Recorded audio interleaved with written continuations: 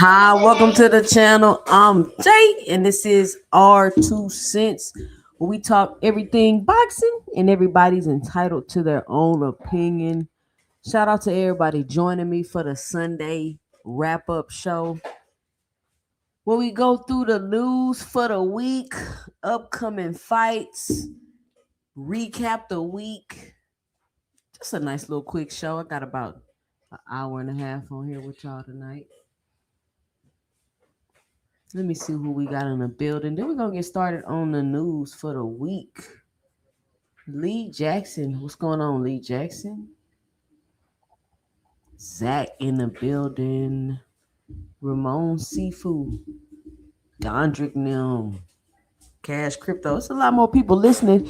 Y'all just drop a what's up in the chat so I can know you're here. But at the very least, punch that like and subscribe button if you haven't already. Be sure to help support the channel by hitting the $ 2 cents boxing for the Cash App, or letting me know and dropping it below your 2 cents in a super chat.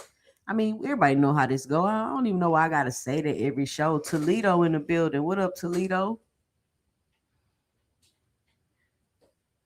Somebody say just smashed a workout and now I'm about to eat some fruit. Okay. I cannot work out late at night. I don't know how people, if I work out late at night, I'm not gonna be able to go to sleep. I'm gonna be up all night. Like I cannot work out late at night. I won't go to bed till like 3 or 4 o'clock in the morning. I gotta work out before probably 8 o'clock. That might be the latest I could work out. You watching a team boxing league? I met a few people in that team boxing league. They say they be traveling. They be getting paid like $5,000 a round for one round. Like they say they be having a good time doing that team boxing league. What's up, Blue? 1819 TB. What's up, Courtney Thompson? Track and 327. He said I work night shift, so there are my active hours. LOL. I got some content to edit. So you be editing content while you be at work. See, I mean that's cool. Like if I had to work a night shift, I'll go work out, then go to work because I'm gonna be up. But if I gotta wake up early, they don't be working out too well. What up, Gil Coles? I don't think I seen Gil Coles in a minute. What up, Gil Coles? Salute too, since you picking Fundora. I'm taking down orders of fried crow wings. Yeah, man, I'm picking Fundora by stoppage. I think Fundora gonna be the first person to stop Keith Thurman. Yeah, that's my prediction. Fundora about to stop Keith. I think people getting Keith Thurman one time mixed up with Keith once upon a time. Like we keep this Keith once upon a time Thurman. I think when people think of Keith Thurman, they think of one time. He ain't been active. He look Gil Cole say, I got your order up. Hey, give me extra fries with that. Even when you watch Keith Thurman work out, his workout videos, he look old and just slow. He's just not the same. And it's not that he's a bad fighter or nothing. He's just past his prime, in my opinion. Like he need to be fighting people like Danny Garcia and Earl Spence, and like you need to be fighting people your age, Keith Thurman, not Fundora, hungry champions in their prime, in my opinion. But you know what AB say? He say PBC gonna pay you. Man, somebody ate all my trail mix. They say PBC gonna pay you, but you gotta fight Godzilla. And he's definitely about to get in there with Godzilla. 84-inch arm reach. I thought Fundora like 6'6".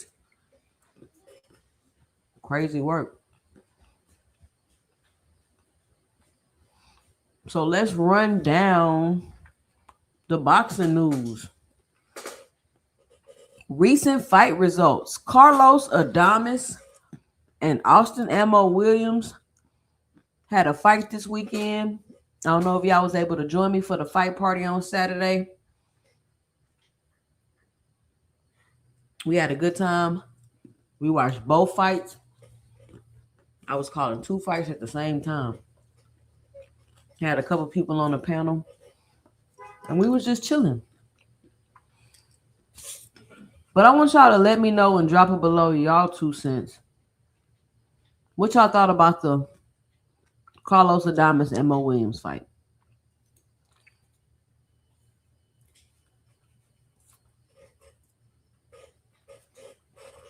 Shout out to Mr. Greg with the $5 in the super chat. He says 2 cents. Please forgive me for disappearing from last night chat. I had a distraction, and by the time I got back, the party was over. No problems, Mr. Greg, but we back today. We thought you had fell asleep, Mr. Greg. They was like, Mr. Greg fell asleep. But we glad you back today, Mr. Greg.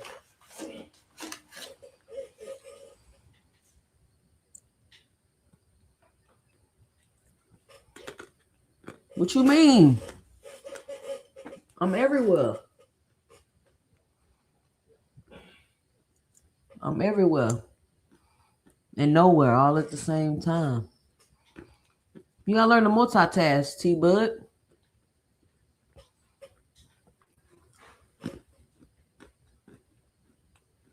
I mean, Carlos Adames really ain't had nothing for Ammo Williams for real.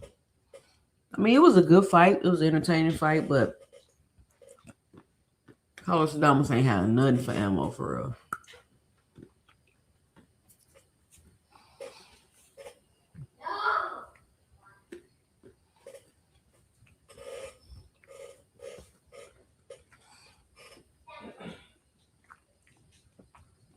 So, in recent boxing news, as of March 22nd, 2026, Carlos Adames successfully defended his WBC middleweight title with a dominant performance over Austin Ammo Williams yesterday in Orlando.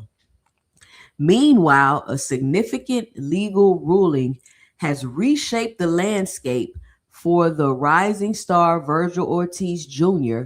as a federal judge sided with Golden Boy Promotions in a contract dispute, effectively blocking his anticipated fight against Jerron Boots Ennis for the time being. Now, Golden Boy just announced a new deal with the Zone. And then I get on X and I'm seeing everybody posting that Rick Meridian then deleted like 2 years worth of tweets. I'm like, why did he do that? Like they just can't go on the Wayback Machine and look at your tweets. The people don't understand. Once you delete something off the internet, it's only so you can't see it no more. You can't never delete nothing off the internet. I hope y'all know that.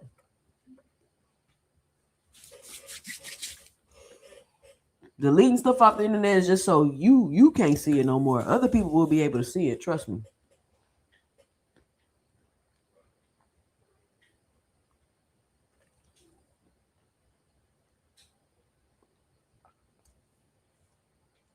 And then we had the Lester Martinez, Emmanuel Aline fight.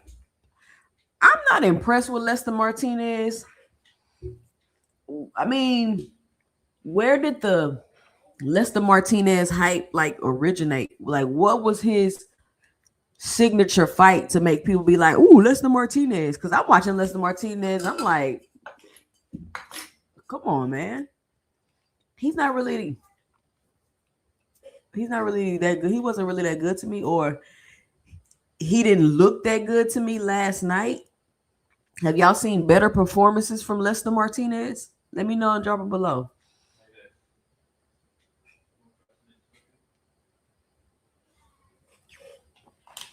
Because he didn't look that impressive to me last night. He was able to win the fight. Congratulations to him. But I'm not sure I'm just sold on Lester Martinez. Like I hear his name. I see him fight. I'm like, was this a bad performance? What's the hype about?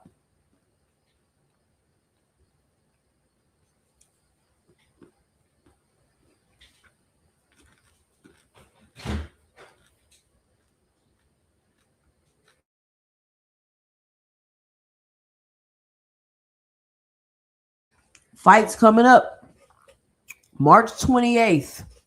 We got Sebastian Fundora versus Keith Thurman for the WBC welterweight title on Prime Video. March 28th, we got Moses Utuamwa versus Jermaine Franklin heavyweight on the Zone. I think a lot of people are looking forward to that fight. Moses Utuamwa, they say, is the next coming Mike Tyson. So people are looking forward to see him get in the ring. I think the fight had got moved back because Franklin had an injury, if I'm not mistaken. But it says here that they're scheduled to fight. So let's see. We got Deontay Wilder versus Derek Chisora, heavyweight on the Zone. Now, and it's the Zone pay-per-view. Now, I heard people like, yeah, I'm feeling like Wilder about to stop Chisora, but I hear people thinking Chisora gonna stop Wilder. How y'all see that fight going? Chisora versus Wilder. Even though I do think Wilder is like, I feel like Wilder is just, he's done. I think Fury's done. I think him and Fury just took a toll on each other. They both should have retired after that trilogy because neither one of them have looked the same since. And Fury been getting beat up by Small. He been getting beat up by Usyk ever since. And then they talk about making another Usyk Fury fight. Like, nobody want to see that. Nobody want to see Tyson Fury fight anymore, honestly. And I don't think that's just because I don't like Tyson Fury. I just don't think nobody interested in seeing Tyson Fury fight.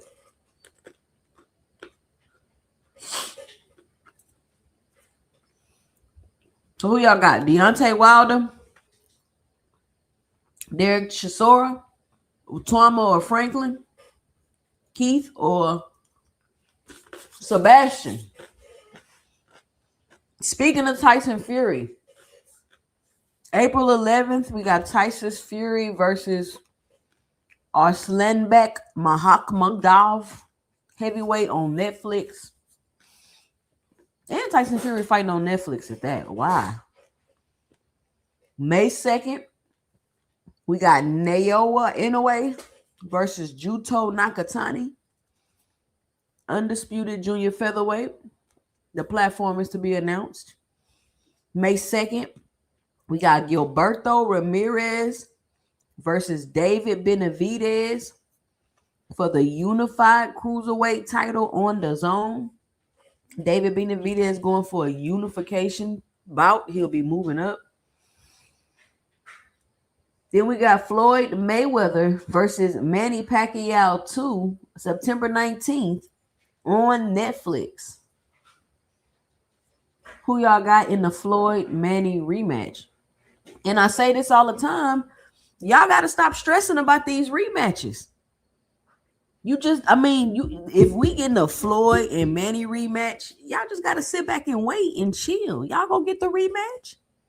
Y'all may not get it when y'all want it. It may be a decade late. You might not get it till 10 years later, but you gonna get the rematch.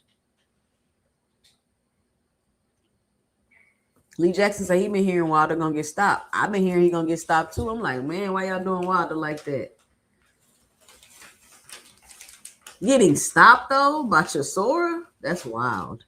And I think Chisora said he retiring after this fight. So the man about to retire. And you can't beat him up, Wilder?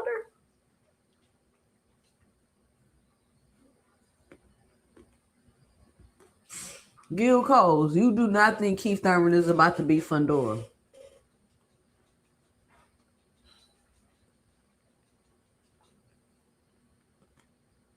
They say Moses Utama the best thing since sliced bread.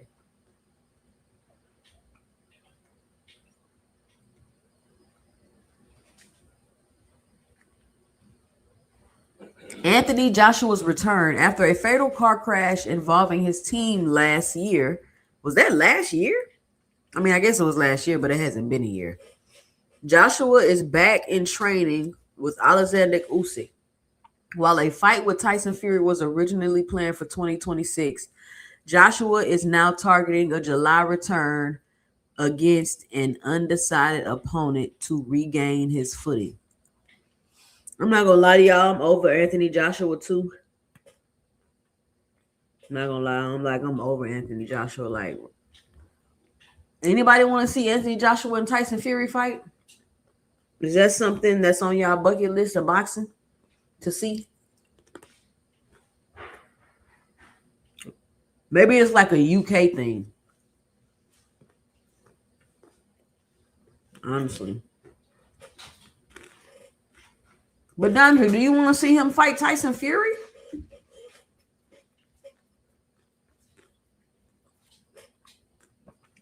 I'm over it. And I was done with AJ after he lost to Ruiz. But then I had heard some like little things, some conspiracies that was kind of surrounding that. So I was like, all right. And then he came back. He beat Ruiz in the rematch. I mean, I think Anthony Joshua is decent. I don't know. I think I'm just biased against the UK fighters. But I think Wilder would have beat up Anthony Joshua in his prime. Smooth stopped him. Because Anthony Joshua was slow and robotic.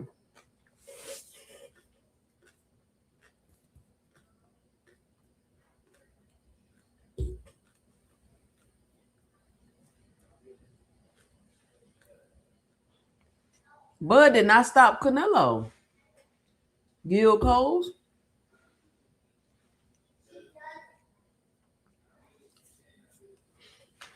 Bud didn't nowhere near stop Canelo. Gil Coles. And man, I don't even think Keith Thurman gonna have to be able to move around that ring like old Keith Thurman. The whole fight. Or he getting stopped, Gil.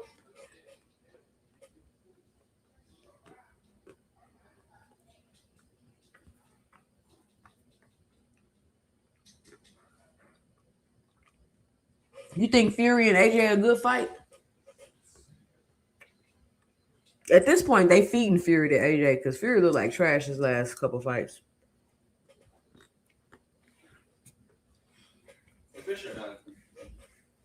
Okay.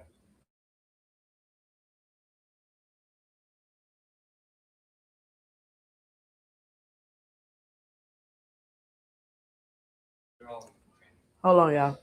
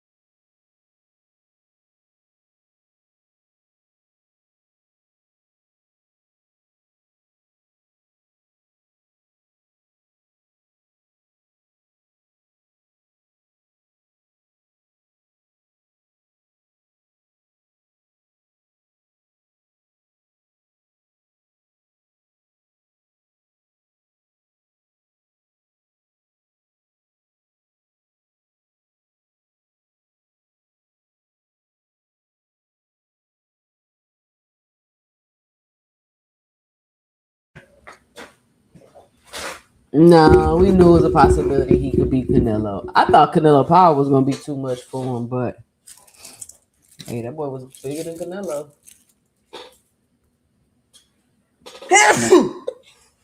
I think them I think them body shots was getting to Crawford though. And Crawford ain't Thurman. Thurman been fought 2 times in the last 5 years. Listen, y'all. It'll be a great comeback story if Keith Thurman could beat Fedor, but I'm starting to realize boxing don't be working like that. That stuff rarely happens. Rarely happens. Cause imagine Boots beat Fedor. Now he got a title shot he's sitting on, fighting once every 2 years.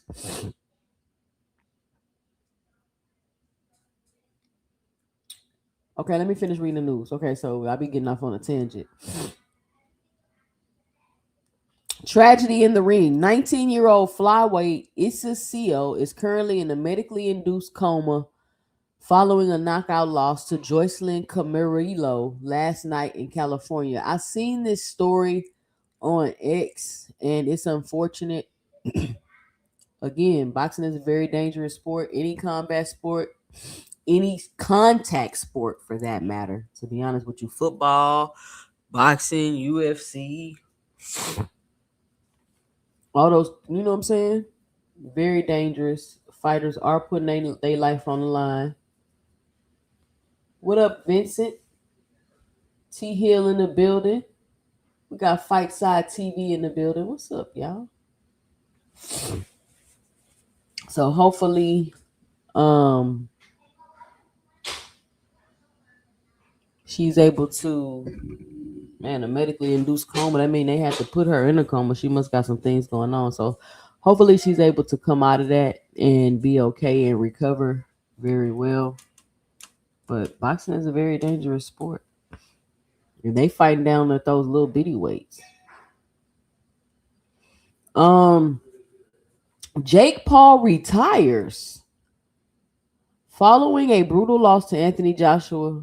Oh wait, this is old. Jake Paul announces retirement from better boxing. The eyes are open. Why would they give me this old news article?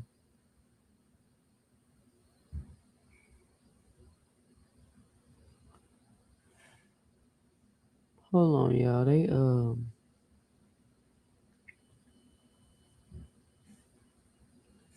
They giving me some old boxing news.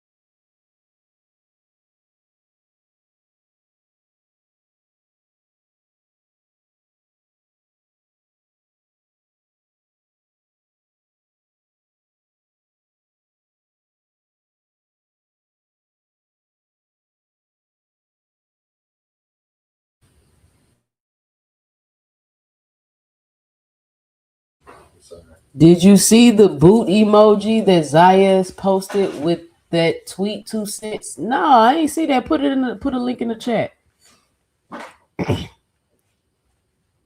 What boots emoji? What boot emoji? You talking about the one where he talking about he getting ready for camp? Let me see. I could try to pull it up.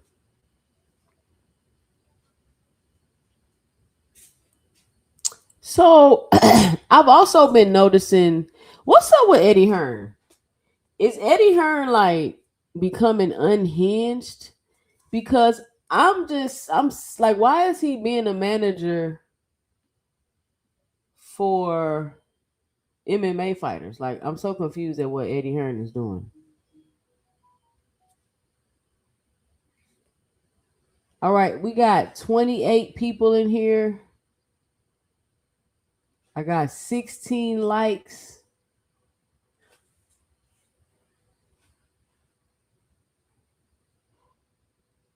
We gotta hit the like button, y'all.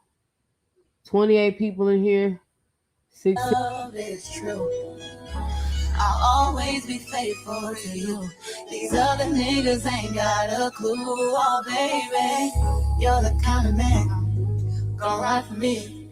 Love your girl down. Need 4 more knock a likes. nigga off of me. Oh, yeah. You're the kind of man 3 more likes. caress my soul, give me energy, always supporting me. You're the kind of man ain't gon' never cheat. Take me out to eat, then leave me. Oh yeah, you're the kind of man I shut up for. Let you leave me, yeah, with my eyes. All right, I still need 3 more likes. 3 more likes. We're gonna have to run it back. So I'm trying to figure out what's going on with Eddie Hearn. Ramon Seafood say Eddie Hearn is showing Dana White fair exchange is no robbery.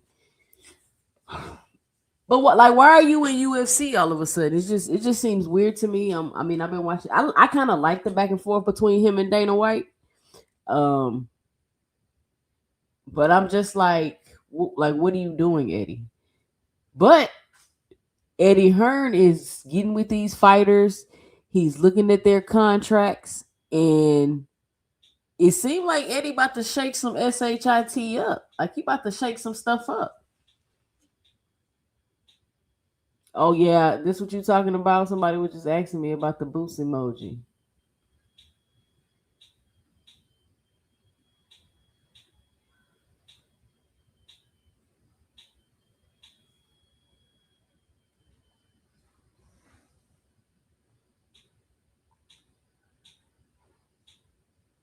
So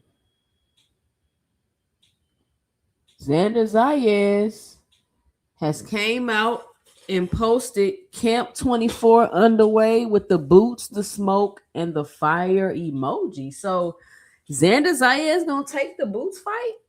I mean, they didn't already negotiated and got it done. To me, this means it's you said it's Camp 24 underway with the boots. That it would mean it's done to me. You about to start the camp underway for boots.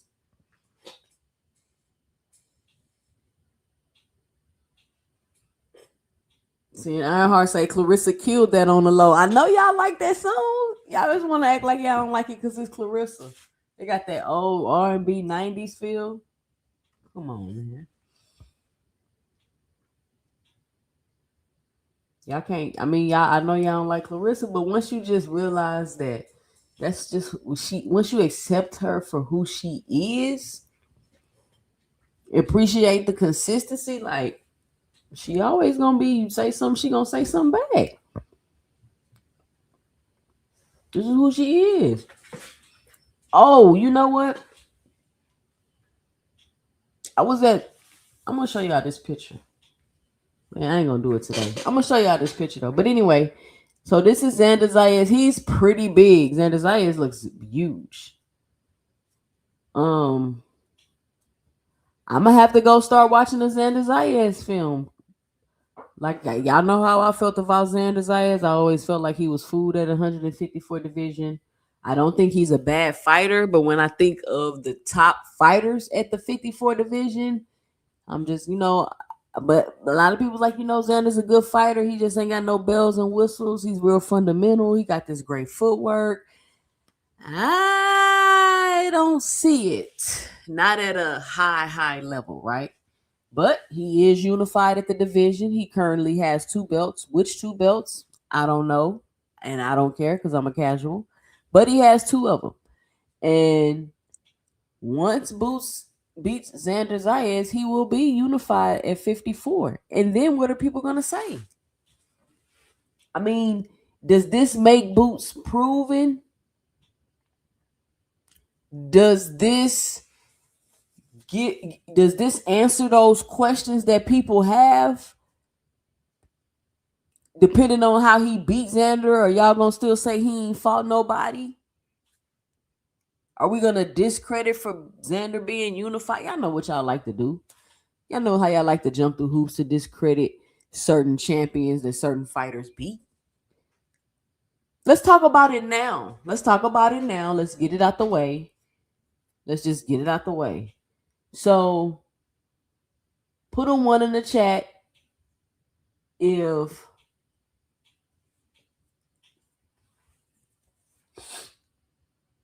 Xander Zayas is finally the competition that Jerron Boots Ennis needs to get the he ain't fought nobody stigma off of his back. Does unifying the 54 division do that? Because unifying the 47 division didn't do that. So does unifying the 54 division do that? Fightside TV says Chris Mannix said that both sides said they can get a deal done. Zayas is the one driving it all. I mean, everybody can get a deal done in the beginning. We can talk about it now a little bit because, like I said at first, I ain't even talking about this fight until it's officially announced because everybody always in negotiation with Boots. It's always a negotiation. Oh, they come to the table.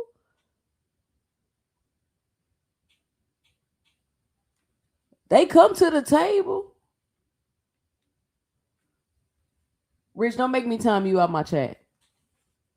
Keep the same energy, clowns. The one that said Devin was picking the weakest link. I don't know who said that, but Devin was not about to go to 154 pounds and fight no Xander Zayas.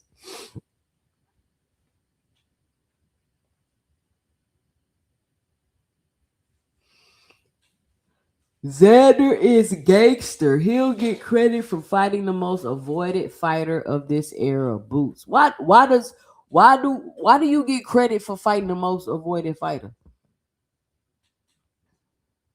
Like, you don't get credit for fighting him? You get credit if you beat him. You just don't get credit because you fought him. What? Come on, man. We're not doing that. Since when do you get credit if you fought them? Just because you fought them, you should be trying to fight them. You the unified champion. You should be trying to fight the best. You doing exactly what you supposed to be doing.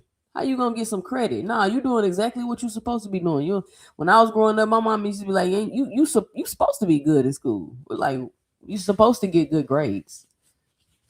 Like why you're not finna get no. I'm not about to jump out a window because you doing what you supposed to be doing.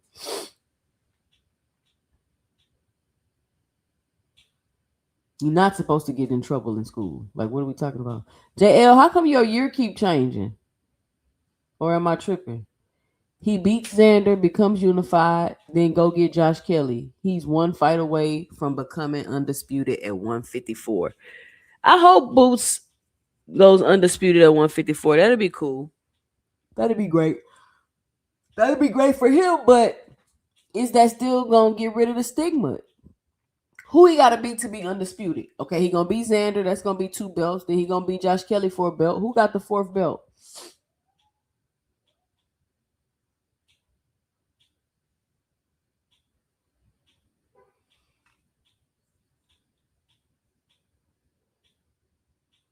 How he the weakest champion, paid, but he got 2 belts. So now, first they tell me the champion is the best in the division, but then you gonna flip it and tell me the unified champion is now the weakest in the division. Come on, cause Boots finna fight him. Come on, Paige. We can't let them do. We can't let the hardcores do that. They can't flip flop and switch and what Jab Queen be saying, flip flopping and diddy bopping. They can't be doing that. How is the unified champion at 154 the weakest link? The dude with 2 belts is the weakest link, Paige. That's what they want us to believe. They gonna want us to believe that the dude with the unified champion at 154 is the weakest link. So the dude with the most belts is the weakest one at the division. Can somebody tell me what's up with these belts? Can somebody like what we doing this? What we doing? All these weak people getting these belts. And then the weakest person can unify? How come the strongest so the weakest person is the one that unified the belts in the division? I'm just asking for clarity. I'm not saying you right or if you wrong is that if that's your opinion. I'm just asking why is that your opinion? Why do you think like that? Why do you think? And it's only gonna be a hardcore fan telling me something crazy like this. Why do you think that the guy that based on what y'all say, who's the best at divisions, if you get belts, but the guy that got 2 of them is now the weakest at the division because he about to fight Boots? That's what they gonna do.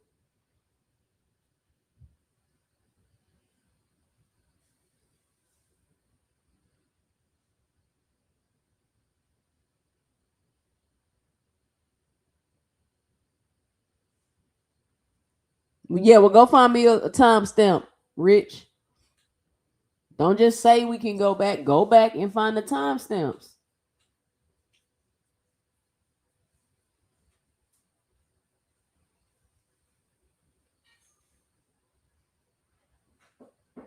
So you must acknowledge Xander is not moving like a lot of the other fighters. Well, he is unified, so he shouldn't be.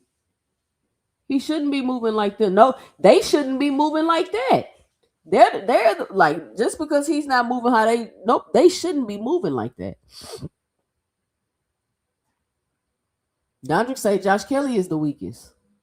I remember when Boots was finna fight Josh Kelly the first time, everybody was talking about how that's a cherry pick and a bad fight. But now Josh Kelly a champion. So according to y'all, when you become a champion, you become the best in the division. I'm a casual. I don't really know, but that's what y'all tell me. That's what they tell me. They say 2 cents. If you a champion, you the best in the division. So you can't backdoor and say if you a unified champion, it's possible for you to be the weakest in the division. Like that has to be impossible.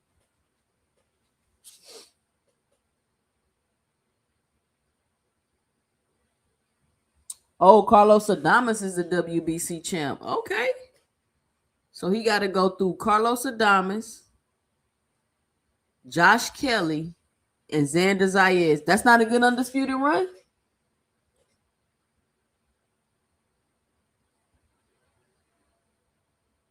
People were crying when they thought Devin was going to get the Xander fight, but now jumping for joy that Boots is fighting Xander. They hold Hanos to a higher standard. First of all, nobody thought that Devin was about to go to 54 and fight Xander. Second of all, Boots and Xander are in the same weight class. Nobody wants to see Devin go up there and try to get two belts just out the blue when he ain't even been in the division. Y'all always gotta try to make up something to claim a victory. People who hang those to a higher standard. Man, Devin is about to fight Rolly, boxing hacker. Stop.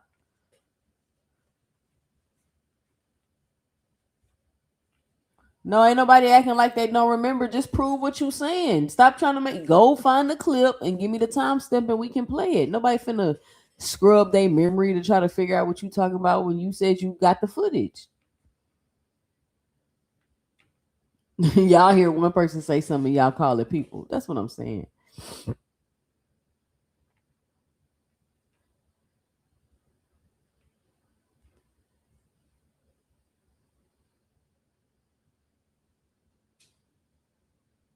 Oh, Cash Crypto say Adamas at 160. He just beat Mo Williams last night.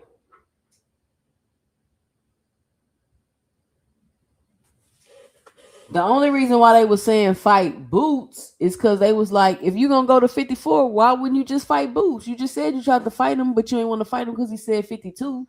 So if you're gonna be at 54, you might as well fight Boots since you tried to fight Boots first. But that's just my 2 cents. I don't know. I know he better. I don't want to see him fight Boots. I think he better stay far away from Boots. So I don't want to see that fight because I think he gonna get Mikey Garcia. So that's not even you'll never hear me calling for that fight.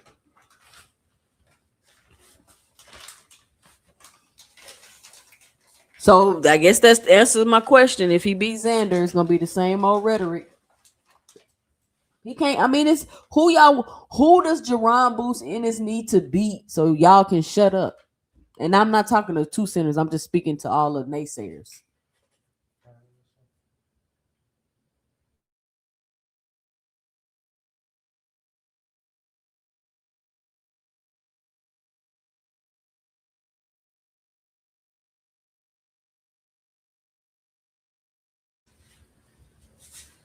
Is Xander in the top 5, right?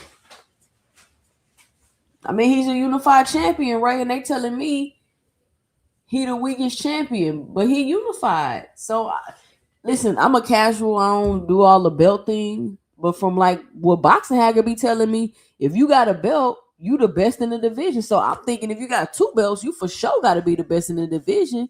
So how can you be 2 belts and be the weakest champion? Like I don't know.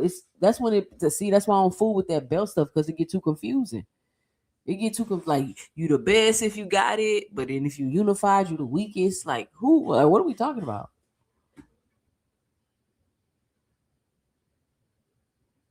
What are we talking about? Yeah, I think Xander is food. That's my 2 cents. But I also don't think you the best in the division just because you got a belt. So that's not my logic. That's y'all's logic. But I'm just asking how can y'all because they going back on their own logic by saying that somebody unified is the weakest champion. So I'm like, how? I want them to explain it to me. That's why I'm asking.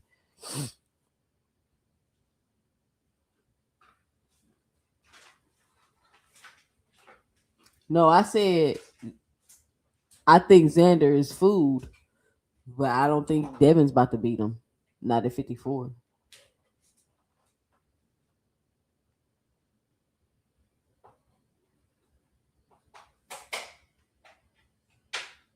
But we're gonna see. We always get to the negotiation table with Boots. But when it's time to sign on that dotted line, Here come the litigation. Here come the outrageous demands. But we'll see. Xander. I didn't think Xander was gonna fight Boots because I'm like, bro, if you're having trouble making the weight, I don't think a Boots fight is what you want to do.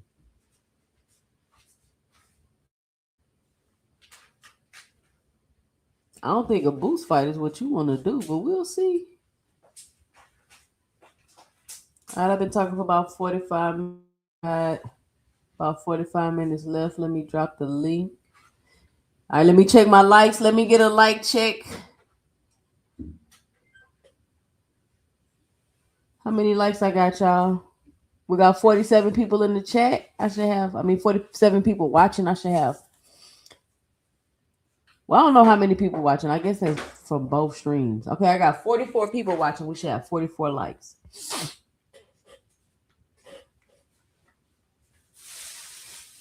Sebastian Fundora is the other champion at 154 2 cents. Carlos talking about 168. My bad on that. Oh, yeah. Fundora. How can I forget about Fundora? Because he about to fight Keith Thurman. Fucking one say he gonna pull out soon. We gonna see.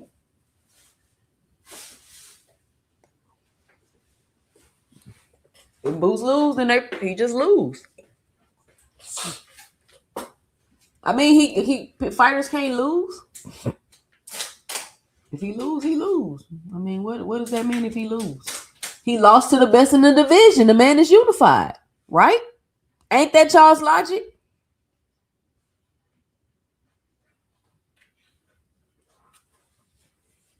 Xander told his team in Top Rank he wants to fight Boots. Okay. Xander thinks shit's sweet.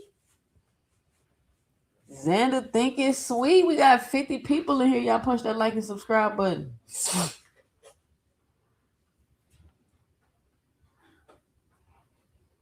But hey, we gotta see. He's stepping up. He about to fight the best in the division, the unified. This is what y'all been asking for. This is what y'all been wanting to see. We about to get it. Hopefully.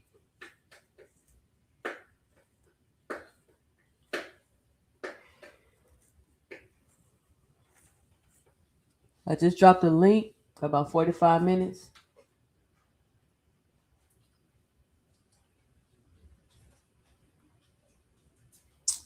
Let's listen to... I thought this was pretty funny. Shout out to Ryan Garcia. I know y'all hate Ryan, but Ryan's hilarious.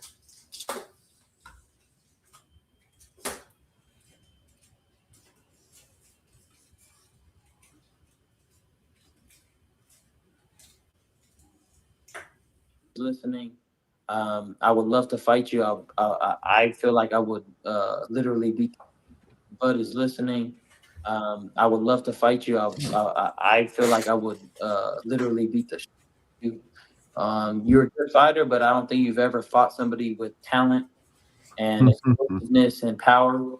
In my opinion, I mean, you beat Sean Porter. Sean Porter is a great fighter, but kind of basic. Errol Spence Jr. came off a crash. Don't think he's that good. Have you fought anybody with one punch knockout power? No. So I feel like Bud Crawford is overrated. I'm a boxer. I don't give a fight him. I'll beat the shit out of him. I feel like in my heart, and that's it. Point blank period. And I would actually fight him. There's a difference. I would actually fight him. Now, if he doesn't want it, that's not my fault. If he doesn't think it's a match, that ain't my fault. He's not a draw. He doesn't bring anything to the table. He's boring as, but I would probably give him the biggest payday of his life if he takes the fight. Damn, y'all knew Ryan Garcia called out Bud back in the day? Oh my God, he did. Y'all heard that before? I had never heard that. He called him out. He definitely called him out. But hey, that shit made me laugh though. Like Ryan is funny. Yeah, Ryan was funny. He's doing too much. But Ryan hey, shout out to Ryan Garcia for believing in himself. I'm not shout mad out at to him. everybody on the panel. Boxing hack. What's up, 2 Cent? Davis, what's going on? What's going on, Queen? What's up, Greg? What's up, Boxing Hacker? What I got for the show? Go ahead, Greg. Oh, I wanted to again just say I'm so sorry for yesterday. I felt really bad about that, but I said I got to make sure I call and apologize. That is crazy.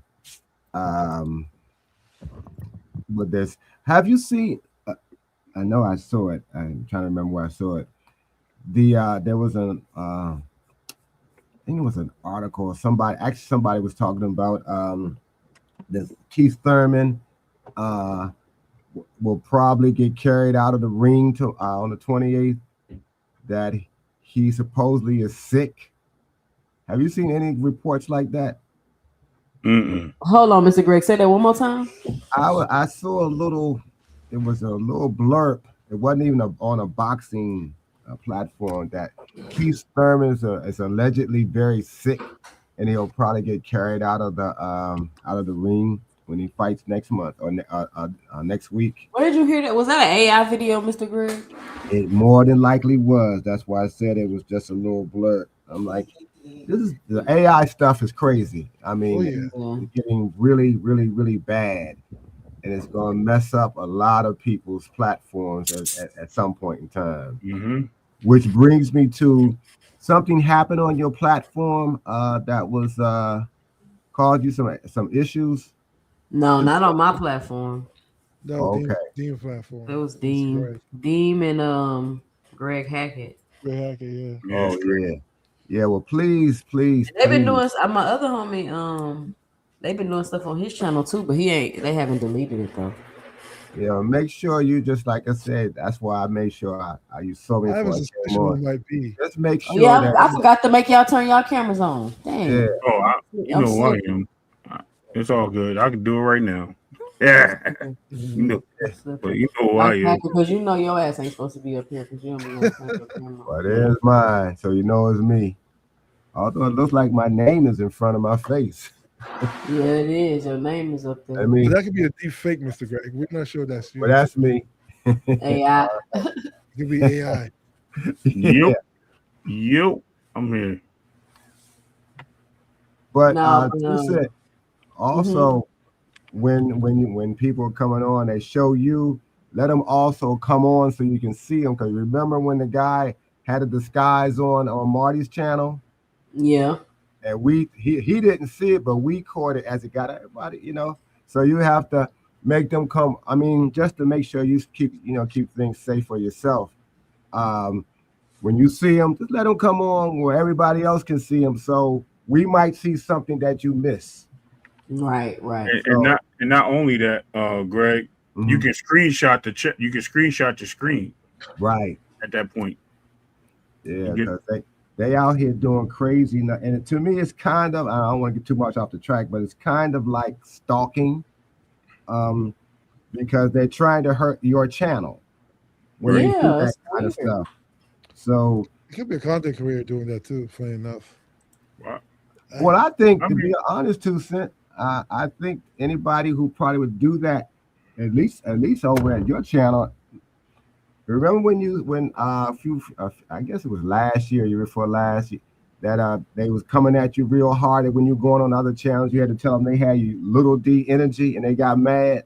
Yep. yeah. Yep. Yeah, That's when I I, was saying I had to stop going around. They was tripping. Everybody was yeah, tripping. It was after like it's anytime Tank starts trending, it's like people start tripping. Like they get crazy, oh, disrespectful. They be all in the chat trolling. It's weird.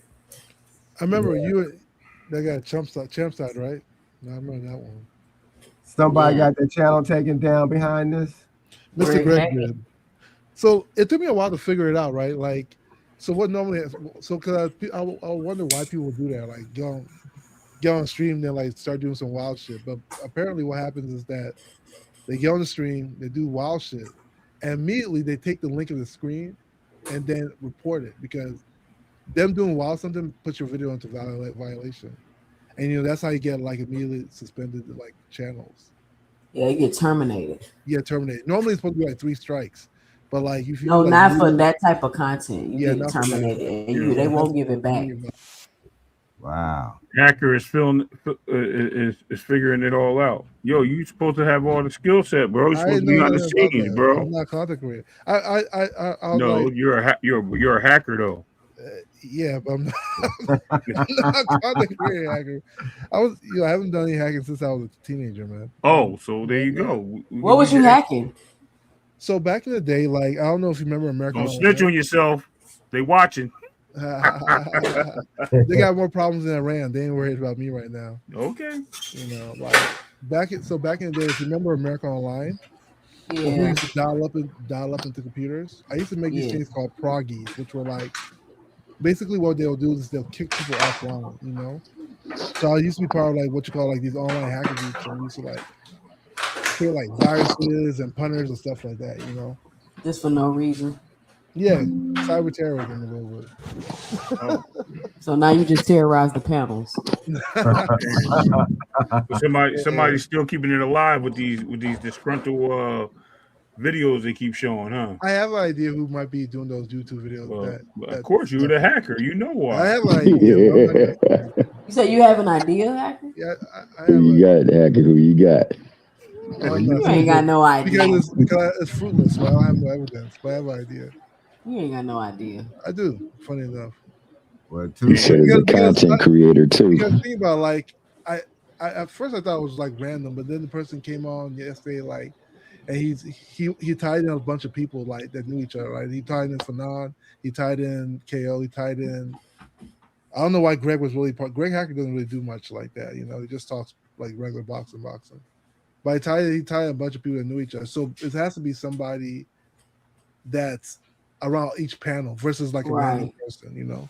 right. That's what I Yeah. said. And then he had everybody's pictures. Like he did like AI like adjustments to the pictures. So like there's definitely somebody who's been around. So That's crazy. Is this the same person who did the twerking that y'all were talking about? it may not be. I'm not sure. What? But like Probably. I think whoever set it up. What'd is you the say, same person. Ray? I don't know nothing about none of this. Hold on. This is twerking and stuff. That's crazy. Hold on. Somebody came on Dean's Somebody channel. came They on had there their and started camera twerking. on. They was just sitting up there regular, and then they just Yeah. start playing like "Do the Brown," just start twerking on the. Yo, that's crazy. Somebody just went to Freako channel before I came up.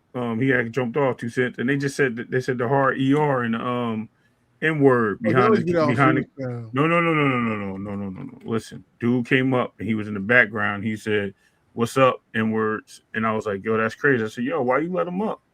Like right then and there, you knew what it was, and he let the dude up, and he had like kicked him off. But what Frequent did is he let him up. The dude, like you know how you can see us in the background, 2 cents. Yeah. I guess they could see that they're live, but the guy didn't realize that he was behind the scenes. He put my profile picture on the main screen and just hit everybody else. And the dude thought he was up there and started saying something crazy, and he just booted him off. Yeah. Yeah, So yeah. Then why That- they mess now- with Frequent? Frequent, No, not even, that well, might be a Frequent, random Frequent person. is a tank channel though. So I think Frequent Zone is random. I don't think it's the same person. nah, man. Nah. Listen, That's random. No, because they came in Frequent yeah, chat twice. trolling with D1 and Dean Face. Yeah, twice. Mhm. It's been on his channel. I was there one day and I was like, "Yo, what the heck?" And he wasn't What if it's looking. you boxing hacker? That's what I That'd be think. an interesting plot twist.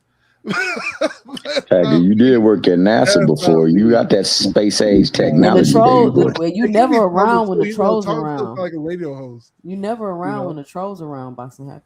Yeah. No, I was on Dean's panel when the twerker came on. The anonymous twerker. I told Dean, I tried to tell Dean, I said Dean, because his name was Iron Mike. I said Dean, although that shit sounds very suspect, Yeah, that's crazy. That's what you got to watch out for. Nah, these but weird games. Yeah. But he showed his face, so Deem honored his thing, but Yeah. he stepped away too. He also dealing with his family too, so he was away. But we all told him, nah, take him off. And then when the music popped, I was like, yeah, man, get this dude off. And then next thing you know, the camera came back on, My man was over there getting his little Richard on. I mean, not little. I mean, Richard Simmons on. That boy was sweating to the oldies. That's crazy. That shit Listen, was and so that's another wild. thing that'll get you hit. It's not even so much of him dancing on the camera. It's the music. It's the We copyright said information. it was Iron Mike. I said, hold up. I don't know about that, man. Yeah. I Yeah, don't know. it's getting crazy. It's getting wild. It's like it's getting wild out here in these Yeah, YouTube Wild streets Wild for West no out here, man. reason. For no Can you reason. Like believe everybody that Nah, just but chilling. that grown men, I'm not even gonna call them men, I'll call them males, have time to do this. oh yeah, It's crazy. I mean, Exactly. you have but doing time. social baths, you know. See, that's not little D energy 2 cents. That's pure ED. That's EL energy. Damn. He needs ED some. diabolical, Mr. Yeah, Greg. exactly. No, that's crazy. That's crazy too. Yeah, I that's mean, funny though. you sitting around doing that, yeah, that's what you got. You Yo, get listen, revenge. I'm a and Mr. Greg, I'm gonna steal that too, for real, for real. Okay. I'm definitely gonna be saying that to people. I used You to know, say I used to say they was on their periods, but damn, ED is crazy. Yeah. But so oh we're gonna man. look out for you, sis. We see it, like I said, make them come on so everybody can see them, and make sure it's not a disguise. Because once you start getting motion like you've been having, as I said before, they're gonna either copy you, they're gonna do something to try to slow your momentum down, and it can be for any reason. It don't have to be anything that you've ever done. It could have been just because what you're doing what you're doing well. And people, in any kind of industry, any kind of platforms, be it on TV, be it on the internet, whatever you have going that you get motion on, there's always somebody lurking in the shadows or in the bushes, It'd be YouTube beefs. That's what it really be. who People Man, really ain't nobody beefing on YouTube. Who beefs? Who is beefing on YouTube? they're straight YouTube Nobody, beef. Yeah, ain't no they're real real. beef There's out real there, live man. It YouTube ain't beef real out here. beef, bro. Listen. It ain't real beef. Yeah, it ain't like It's, reality beef. It's I like mean, yeah, man. It's like so the dude that said he was coming to like Texas. He crime said, beef. "Yo, Rick Tim, somebody threw my number, my address up there. Hope it wasn't yours on Frequent Channel. Talking about they was coming to find me in Texas. I was like, Houston. I was like, what? They had your address. That wasn't my address. It was somebody in Houston. It wasn't mine. He said he was coming to knock on the door. I Man, better run. that ain't no real address in Houston. Oh, Yeah, good. no, I thought that was diabolical. I was like, yo, this dude got me mixed up. Yeah, He come knock on the door though. Go ahead. What's Open up, carry. Rick? I said that's an man, open carry state, man. what's What's been up, going on in these YouTube streets with all Listen, this man, SB? man. New York flashers have gotten busy on the live streams, bro. Hey man, it's too many lame, lonely. ED men. Hey, BL men. That's golly. some shit you do as a kid though. I don't see why people do that when you're growing up though. Listen, yeah, this is In like their 40s. 16 years. Yeah. This is like young people, college kids, and ignorant ass people. Like, this ain't got But nothing better else to do. older people. I had I had a little problem with a woman on Facebook. Because I was engaged in other kinds of platforms. We were debating, and it got to, and I should have disengaged too. So I'll take some of that responsibility. But it got personal, and you say something to me, and I got like Carissa Shields and we're gonna say something back. Oh wow. And it went back and forth. This woman researched me and called. Damn. Not on Facebook, my phone. Wow. Crazy. So I had to, well, I don't want to tell you what I had to tell her, but that put an end to it, what I said. Yo, But the point was, it was supposed to be, we don't always agree. It's like me disagreeing with somebody here about a fight, and I get so mad about it, I'm going to call them at home and say something out of pocket. Mm-hmm. I might say something to the wrong person who will let me know. That'll be the last thing you get a chance to do. Hey, Greg. Greg. Yeah. Hey, man. Boy, I was the Facebook bandit for about a good 5-year stretch. Man, I used to just blast the hell out of you encourage people on Facebook for the Trump and all that stuff, huh? Hey, man, I used to get 30-day bans for any little thing I said, man. I mean, It was like 4 years in a row. I had like 6 30-day bans a year. I mean, they used to bust my ass, boy. You know what? You lucky. I'm gonna tell you, I stopped talking on Facebook back in like 2017, man. When I found out that the jobs be looking at your social media. I was like, nah, they ain't gonna catch me up here saying nothing to nobody. I was like, I said I ain't saying nothing. I let people have it, bro. I've been wanting to say things on Facebook, but nah, even Twitter. Yeah. Well, if they had heard what I told this woman that called me, I'd have been banned for life. Yeah. Hey, she didn't just call me. She also left a message. My wife's the CEO this year. She left a message on her answering service, except her company also does some things for Homeland Security. And in exchange, Homeland Security provides a certain degree of security for the officers of the company. So when I told her that she was already on the threat assessment and you better be glad it's them instead of me, that brought it to an end. But it's just the fact that people are out here doing things and think they can hide behind a keyboard and hide behind, being in another state. And it's easy to find people these days. Easy. Hey, check this out. When I was young, right? Don't judge me either. I don't know if you guys remember like those chat rooms in America Online. Do y'all remember chat rooms? Yeah. Mm-hmm. I used to go on the KKK chat room and talk about civil rights. And they'd be so mad. I'd be like, let freedom reign. So you always been a troll, Boxing Hacker, since AOL. Yeah, you just telling yourself, Hacker. I ain't gonna be mad at you on that one though. They kill me, man. You lucky you ain't had the hackers and besides you. You ain't no real cyber people that knew how to track you down back then with the VPN. Yeah. Hey, them AOL chat rooms was undefeated, right. man. Them dial-ups, bro. Them dial-ups are something else, man. I still have AOL. Me too. Does it still work? It doesn't even work. Yeah, it works as a it just don't dial up though. Yeah. You just link into it. It's actually part of Yahoo now. Is it? I didn't even know that. That's crazy because I got both. Yeah, I still have AOL. Yeah, those were good days. Hacker been trolling for like 2 decades. You know what I mean? It would be so bad. And I'll just be like, Martin Luther King said, what did you?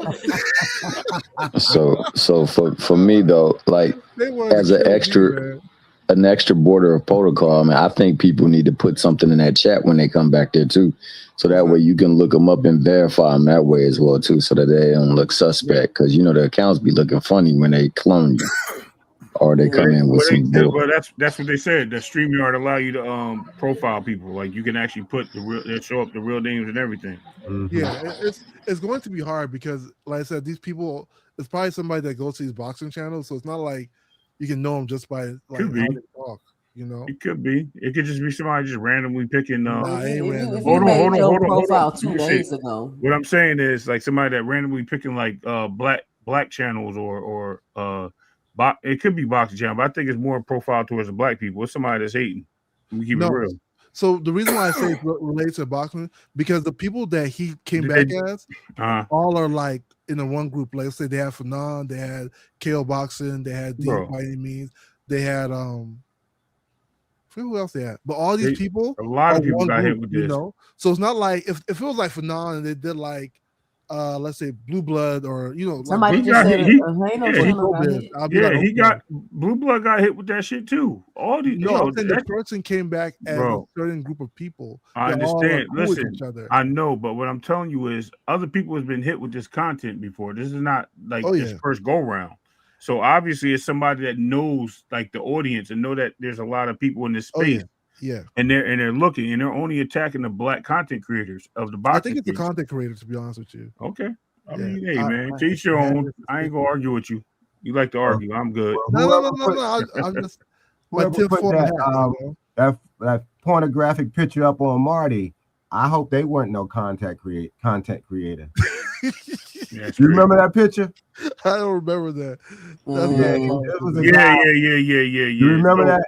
I remember that because that happened the same time Fanon got hit. I think Fanon got hit like twice. Matter of fact, I was on his panel one time when it happened. I was like, "What the that's crazy." Telling Marty, take it down. And it happened at Claymore. It happened to Claymore. It happened to Frequent. You said there was somebody. It was Keyshawn. I said Keyshawn. Listen. The guy sent himself fruit or something, right?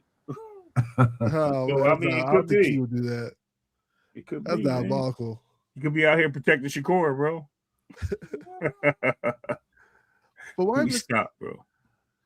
But Greg Hackett was weird though. Like, I feel like low. Yeah, I feel like Greg Hackett is doing that. What up, Rick? What you got for the show, Rick? Hey man, I'm just ready to see how Keith gonna handle this Tower Room Inferno Saturday. Man, there's people that's giving Keith a shot, man. Man, I can give Keith a piece of a shot just from his veteran savvy, just from his longevity and his knowledge of the sport. But I'm really, really big on inactivity, man, and just this level of competition after only 2 fights since 2019. 2 fights. He didn't fought twice since 2019, man. That's what I'm saying. These folks in La La Land, Rick. Listen, man. Yeah, but Keith been boxing since before. Don't matter, bro. This guy was Keith born. Get his ass whipped, bro.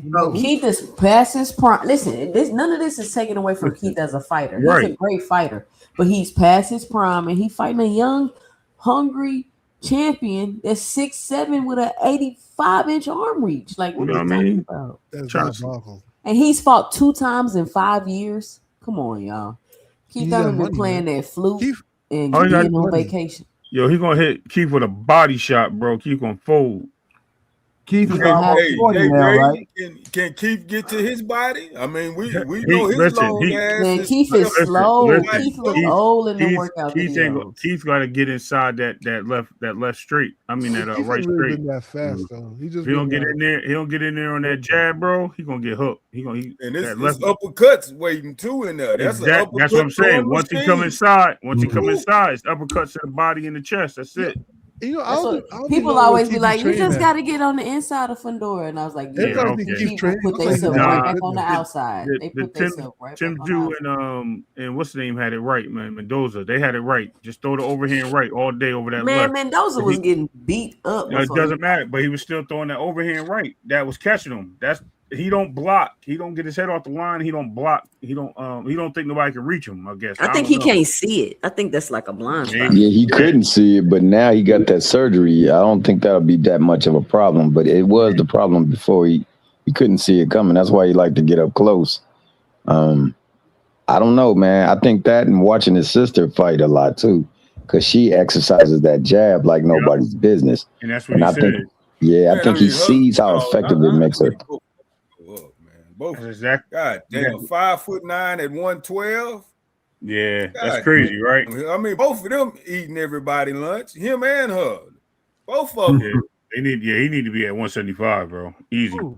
Yeah, I don't know how he's able to squeeze down to 5'4" like that, man. That's squeezing, bro. Like, look at his body type. Look how slim they are. Yeah, he's skinny. He's slim. Yeah, that boy Slim Shady. He looked like Tony Kukoc out there boxing. It's crazy. Yeah. Anybody got money on the fight? Nope. Keep losing. But Keith got a shot, though. He got a shot at what? Money on Keith getting stopped. Yo, Keith got a shot at getting exactly. You said Keith got a shot at getting knocked out. That's what he got. That's it, okay. Man, I so hope Keith pull off the upset, man. I see Fundora winning, but I love to see Keith pull off that upset. He might. Don't get it twisted. But this the thing I done realized in boxing though. That pull off that upset, that rarely happens. And I don't think Keith is the one to pull it off. Think about it. Keith Thurman win that belt. He gonna sit on it for 2 years. That's a problem. And then there's the fact that the money is not behind him either. So, he would have to almost spark his ass. Like, man, they feed Keith Thurman a Fundora, man. No, there's a way for him to win, but I just don't see him giving it his all. Like, I just don't see Keith doing it. I don't think he got it in him. I think people think of Keith one time Exactly. His pony. Keith once upon a time. Yeah, Right he cut that ponytail off. Samson is weak. Keith almost He said he like might not be. Keith Thurman in his prime. Yeah, he probably could have beat Fedora, but Keith once upon a time. Y'all see him? Did y'all see his workout videos? He looked like somebody uncle. He'd be an LA Fitness man. Hey Jay, he said he may not be as great as he once was, but he can be greater once than he ever was before. He said he gonna give you that performance right there. That's the one time you gonna see. I mean, look, think about it, y'all. I mean, 2019, he lost to Pacquiao. Yeah. He come back in 2022. He beat Barrios. Then he don't come back to 2025 against this Jarvis dude. That's 140 pounder that moved up. He got introduced to 54 against this Jarvis guy. Now he waited another year, and now he finna try to climb this mountain. Exactly. Keith was good though. Don't sleep on Keith. Good at what? Good in the past or good now? Let me see if I can find some Keith videos because y'all not being realistic. Y'all hating a little bit. Keith can box his ass. And that's the problem with Haney fans. They don't be being realistic. It's not a problem of Keith being good. I think he is a good fighter, but here's the thing. You know what I mean? That's his fighting. I think is past him, man. He's not the guy that's gonna go in there. He's gonna give Fedora some trouble. He can. He's possible. He just got one loss. The two in all-time great. That's true. Hey, we'll see what happens. He's almost 40 now, right? 30. Yep. Greg.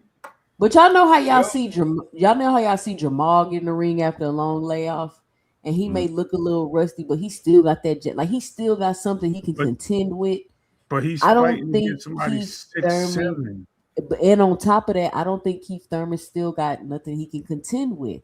Like he's done in my opinion. Come on, he gonna try to he gonna make it look pretty for a little bit, won't he? For about 2-3 rounds. If that, I bet you he gets stopped. He gonna get dropped in the second round. Watch. Now y'all want to bet on? Look, this don't take nothing away from him as a fighter. He just passed his prime. Exactly. He should have fought Tim Tszyu when he had the opportunity the second time. Or he should have tried to go fight Virgil Ortiz or one of these guys when they made those offers. Fortunately, he didn't. He chose to fight Brock Jarvis, and he was sick all these other times. Now he want to go fight this dude to get as much money as he can for a title. And look, if he wins, shout out to Keith Thurman, no doubt. I'm not gonna say he can't win, but I don't think he's gonna win by far. Like we'll see. 98% sure Keith Thurman does not win this fight. Okay, but there's still that two on it. That on what? Him losing or winning? Yeah, we're losing. He ain't going to even bet on it because there's no point. It's like Carl Weathers trying to race this dude. People want to know, how does Thurman feel at 36? The injuries, the layoffs.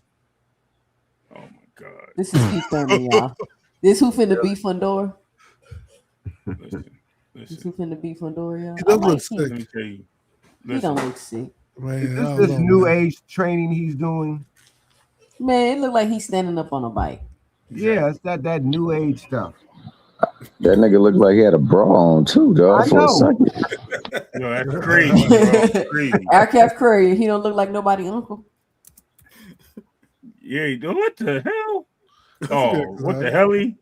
Come on, y'all. Yo, look at his hairline. Come on, mine's better than that, and I'm bald. Look how slow Keith Thurman look, y'all. Come on, y'all. But he ain't never been fast though.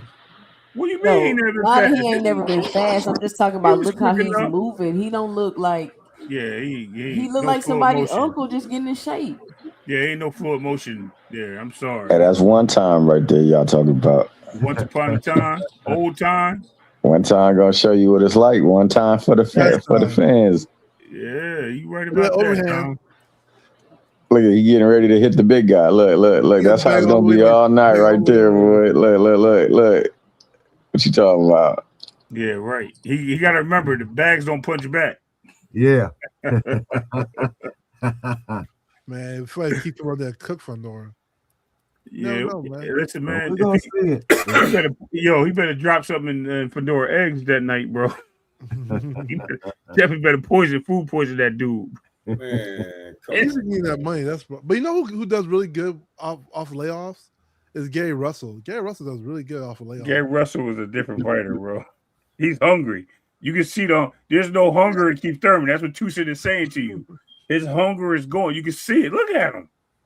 Yeah, this man dude, got married and all sorts of shit, you know. Come on, man. This dude ain't hungry no more. This boy giving us a tour. This Mickey Freaky giving us a tour of the beach. You know what I mean? Yeah, that ball used to be a ponytail, wasn't it? He's got Keith went from a ponytail to a ball spot. Come on, man. Yeah. That's Keith 2.0. There's no Thurman by Keith Thurman. He don't even got no muscles. Y'all, this man been in training camp. He ain't got no muscles. Hey, that's because he ain't got to rehydrate. That boy coming in already ready. Thurman got a dad bod right now. Talking about he about to fight Fundora. You know who he should have fought? He should have fought Regis Prograde.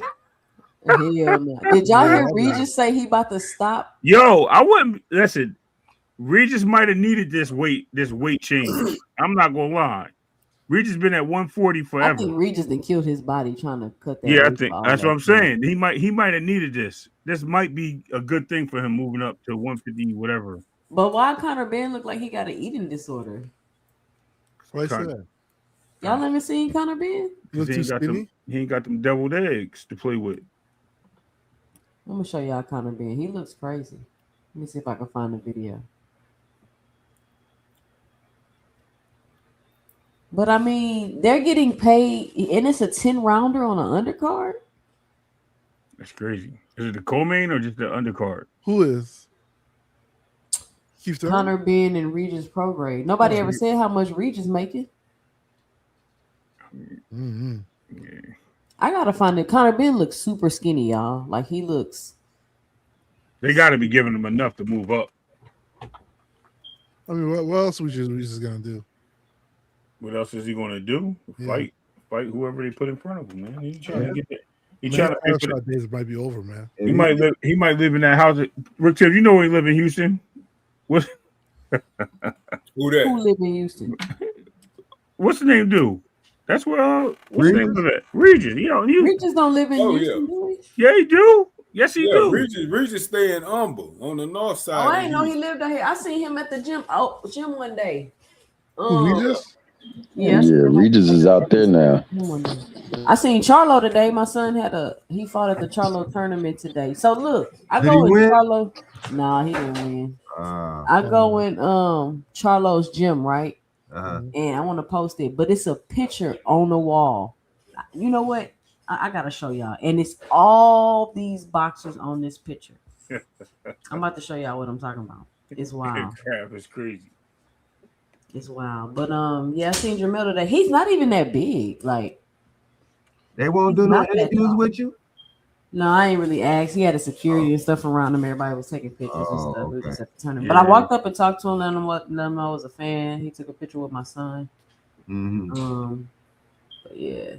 He give you a picture?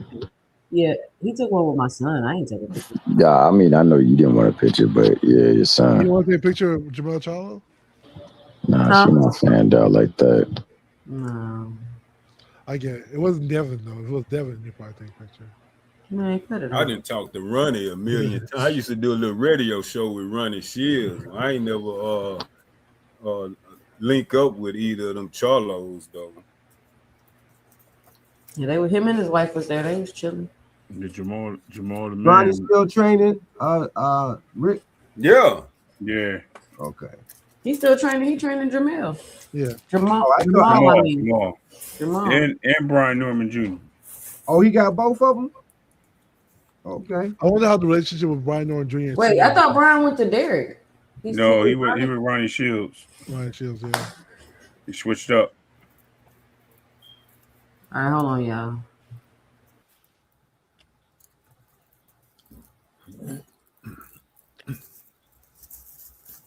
Y'all can talk. Oh no, I'm laughing. Yo, aircraft carrier funny. He said I picked Lubin to beat Virgil. I don't remember that. I might have said that Lubin got a chance. I don't remember picking him, bro. Let me throw this other element in, Ray. But Keith. Mm-hmm. Hey man, it's a title on the line. I know. Hey, man, Keith ain't been champion since 2017, Ray. Thomas. Listen, man. I've been looking Greg, at it. He got a WBC super welterweight title on the line, and he ain't smelled no WBC title since 2017. I considered that, Rick. So he hungry. I just don't. That was you saying, Rick? Hungry. I just don't see it, man. And look, anything's possible, like anything else, right? Anybody get in that ring can win. Any one of them. You got to be in that shape that he was when he was in that ring with Mario Barrios, and he's gonna have to definitely keep my man moving. He's gonna have to turn him left and right. Yeah, he got to do a lot of slipping, bro. I hear you though, Rick. I hear you. He's gonna have to slip, like Ray said, but he's gonna have to have endurance, and he's gonna have to shoot in between punches, and he's gonna have to. Is there any chance he can show this youngster something he never seen before? He gotta chop that body. And pull out this upset, a 12 round. I hope so. You know, I'm pulling for him. It depends on what's inside of him. You know, how hungry is he? How hard has he been working to get to do something different? That's what I always look for fighters to do something different. That's how you win. You know, I can train for what you show me all the time, but you show me some different stuff, we're gonna have a little issue. Yeah. Hey, let me ask y'all this: at 37 years old. Even super inactive, will this 37-year-old Keith Thurman be the toughest opponent Fundora ever faced? No. Hell no. Who tougher? Shit, Mendoza dropped him. Him and Lubin had a tough fight. Right, that was a bloody fight. Tim Zoo. Keith Thurman beat Mendoza and Lubin? No. I mean, maybe Lubin. Maybe Lubin. Mendoza, I don't think. Mendoza now, yes. Mendoza then, no. Mendoza on snack, no. Well, you know, the one thing about Mendoza is if you fight long enough, he'll allow you to win the fight. You know what I'm saying? He caught him with a hell of a 3-piece that was on sale. You know, it was a combo special, and you know, my man couldn't refuse it. Exactly. Sat him down. I mean, if they were to run that fight back, I think he destroys Mendoza. Yeah. Right. But that being the case, man.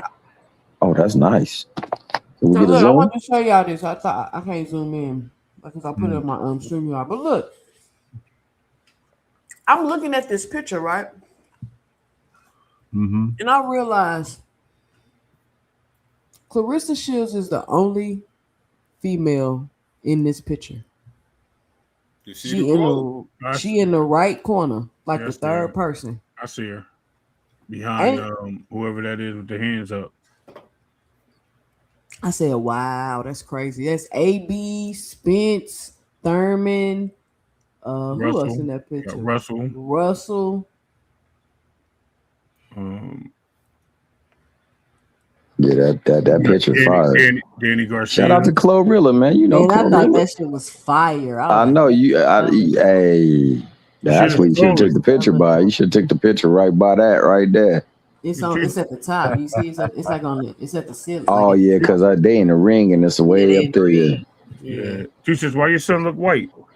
That ain't my son. I know it ain't. I know it's not. I'm just messing with you. Hey, Jay, how did that fight go though? Like really though? I know it was judged against him, but how did he do? How did he look?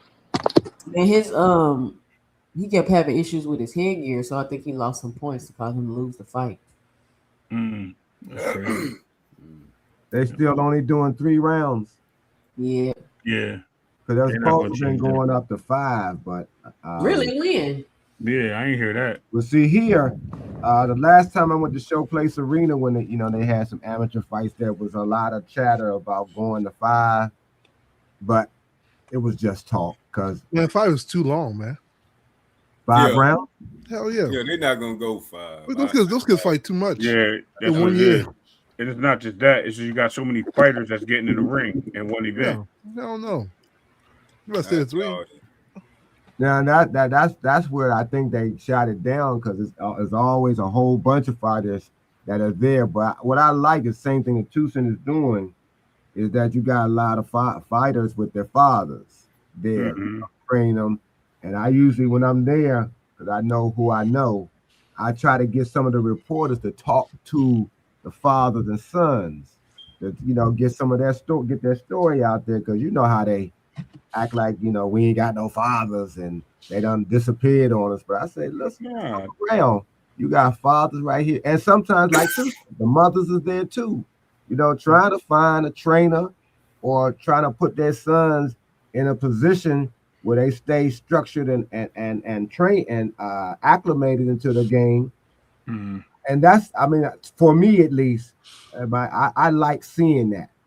I just, even if they don't win, I just like the fathers and son dynamics right there in front of you. But sometimes that father son should be wild as shit in the amateur. It can be. The father be yelling, "Come on, boy!" You be talking to the son like a whole pro. Hey, that's good. You're supposed to, man. Come on, man. Jude's father was like that. Joel was like that. Yeah. Let me tell you, Boxer Hacker. My son also plays a sport, right? And I played the sport before, and I coach my son in the sport. So when I'm telling my son to do stuff, it's because I know what he's capable of, and I know he's not giving it certain things at certain times. He's being lazy. So I do try to push him further. And I mean, I don't yell at him in the game and stuff. You know what I mean? I kind of gotta keep it the same for all the kids. But when it's just me and him out there, I'm pushing him, bro. I'm telling him, like, yo, what are you doing? He get mad at me and stuff, so it is what it is. But fathers got to be out there with the kids, pushing them because they know their kids. You know what I mean? So if they're doing it in the boxing events, the boxing event is the only place I think where you can, besides I think a football game you can do it too, but where you can really give your kid like the almighty slap down where it's not like a practice. You know what I mean? You can give it all the business. Like, yo, do this, do that. You got to do. Yo, what are you doing? Like all that come out like that, man. It is what it is, though. So I remember a young national champion came to boxer at a gym one day, right?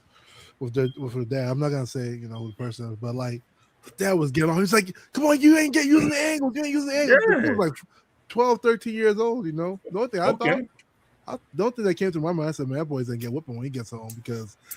No, that's crazy, bro. No, that's him. That's him trying to. It's good. No, it's good. Yeah. It's a good he's thing. Trying to instill what he's not doing. He's trying to tell him what he's not doing correctly, and it happens a lot, Boxer Hacker. He was getting cooked when he's getting home. No, he's not, man. He's just going to go in and study. He's going to go study with him and tell him what he's doing wrong. He's going to pull up a video of somebody that's doing the same thing he's trying to preach to him. And he's going to be like, look, this is what you're supposed to be doing. This is what you were doing. He's going to make a comparison. He's going to build on them in a quiet level in the house. When he's in that gym.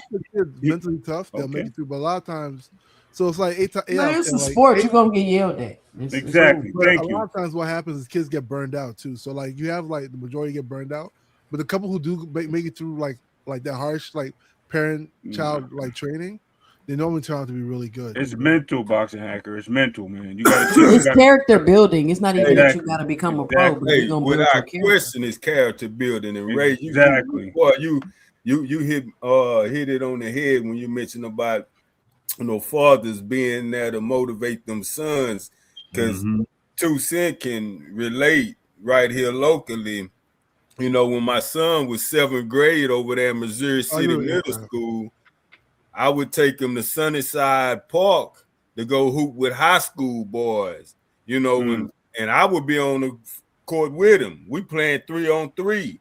And I can remember the exact day, the moment when this game was close. It had gotten tense, and I was holding a little too long, and it was one crucial play where I was trying to get a rebound, and they kind of doubled up on me, and they got a loose ball, and they scored, and he just was standing around watching. And as they was taking the ball out to score, after scoring, I kind of looked at him, and I kind of like, come on, man, you got to help me out here type of, push. From that moment, Ray, y'all, something clicked in that boy. I mean, he just turned into me out there. Just action, just energy, just dominance. By the time he was 10th grade, he was varsity everything. Football, basketball, and track. Just from working with his daddy. And just from that motivation from his daddy, right? So man, but boxing is a little bit different than that though, because you have to imagine one thing, right? First of all, you have a kid that, let's say your kid like 11, 10, 9 years old. He's going to gyms. He might be getting punished in the beginning. He's getting like it's boxing training is tough.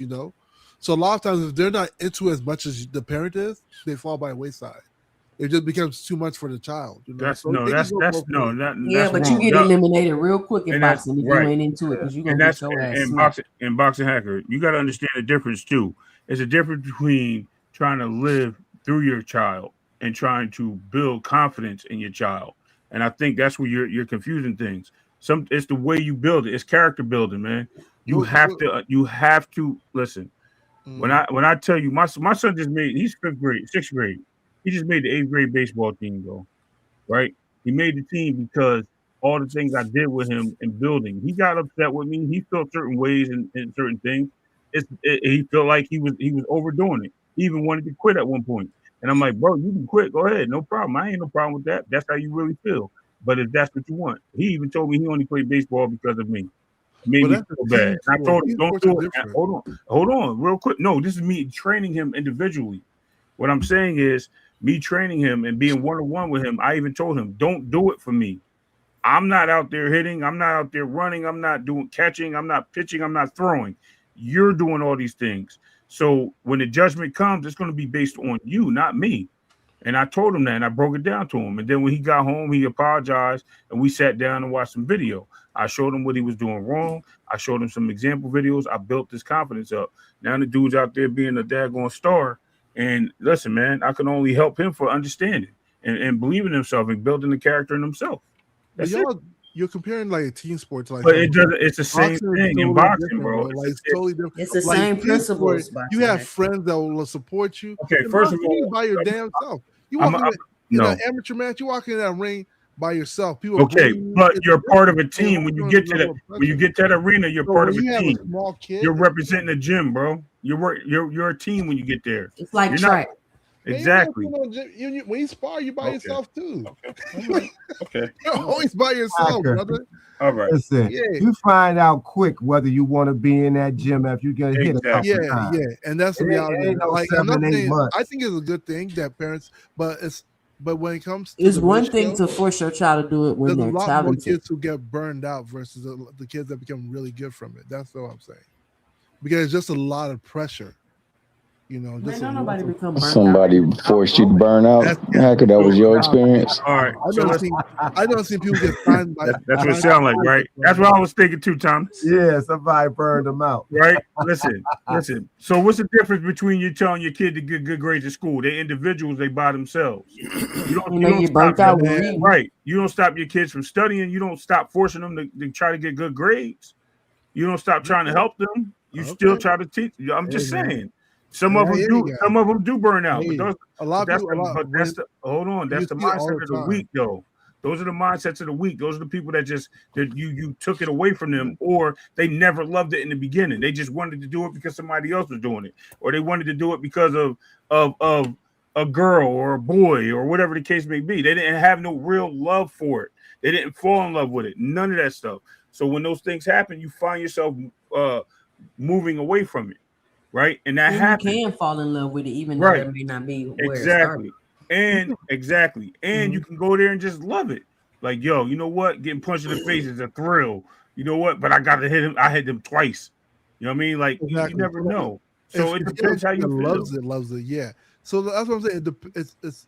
I'm not saying it's. I said it's a good thing. The problem is that it leads to more burnouts than success stories. Well, of course, that's anything. That's everything. That's everything, bro. No, you'll see a kid that's even good, like in the junior. The juniors, like you see them go to like the JOs. They go to like they do good, like couple Golden Gloves, and they just burn out. That's everything. It just be like it's a lot for. They don't burn out. A lot of them don't make it. Yeah, exactly. They burn out. Or they get to college where they get grown and they just they never wanted to do it forever. Yeah. Right. It's like hacker. You get involved with sports, boxing, football, any of those kinds of sports. For the moment, you enjoy it, but maybe you're not thinking about becoming a professional or going into the amateur ranks. Maybe you're just doing it for the moment. It's a good thing for you. It's part of how you being structured, because that's what a whole lot of guys, at least when I came up, boxing saved a whole lot of their lives. They never became champions. They never even went to the pros, but it got them off the streets. It gave them a little bit of structure. It gave them a sense of who they were, how to take care of themselves, and things of that nature. So sports does more than just build champions for us to see. Sports help you build, as we just were saying, help you build your character. Right. Find out who you are. And it can steer you into a whole different direction from being in sports. So you gotta look at it from that point of view. When you say kids burn out, it's not necessarily, to me, them burning out. They just don't have any more interest in it. Right. Maybe they got a father, somebody who's pushing them a little bit more. But in boxing, you find out real quick whether you want to be going in that gym, especially if you're getting beat up and you don't like it and you don't have it in you to fight back enough. A coach will tell you, a trainer will tell you, this is not for you. So you don't got to be in there years to be told that. You don't, boxing hacker. You can meet. Listen, boxing hacker. You can meet somebody, and you can talk to them, and you can tell, like, if they was an athlete, like they be like, "What was an athlete?" You can tell if they was on a winning team, on a losing team, if they was the best person on their team. You can tell these things about people just by talking to them, just by their mentality. Yep. You can tell. Like, it's desire, it's their will. When I got in the real world, I just had this thought, like everybody thought like this, but no, they don't. No, they don't. People don't even know how to win. You know, you got to be taught to win, boxing hacker. Some people don't even know how to win, bro. That's pretty deep.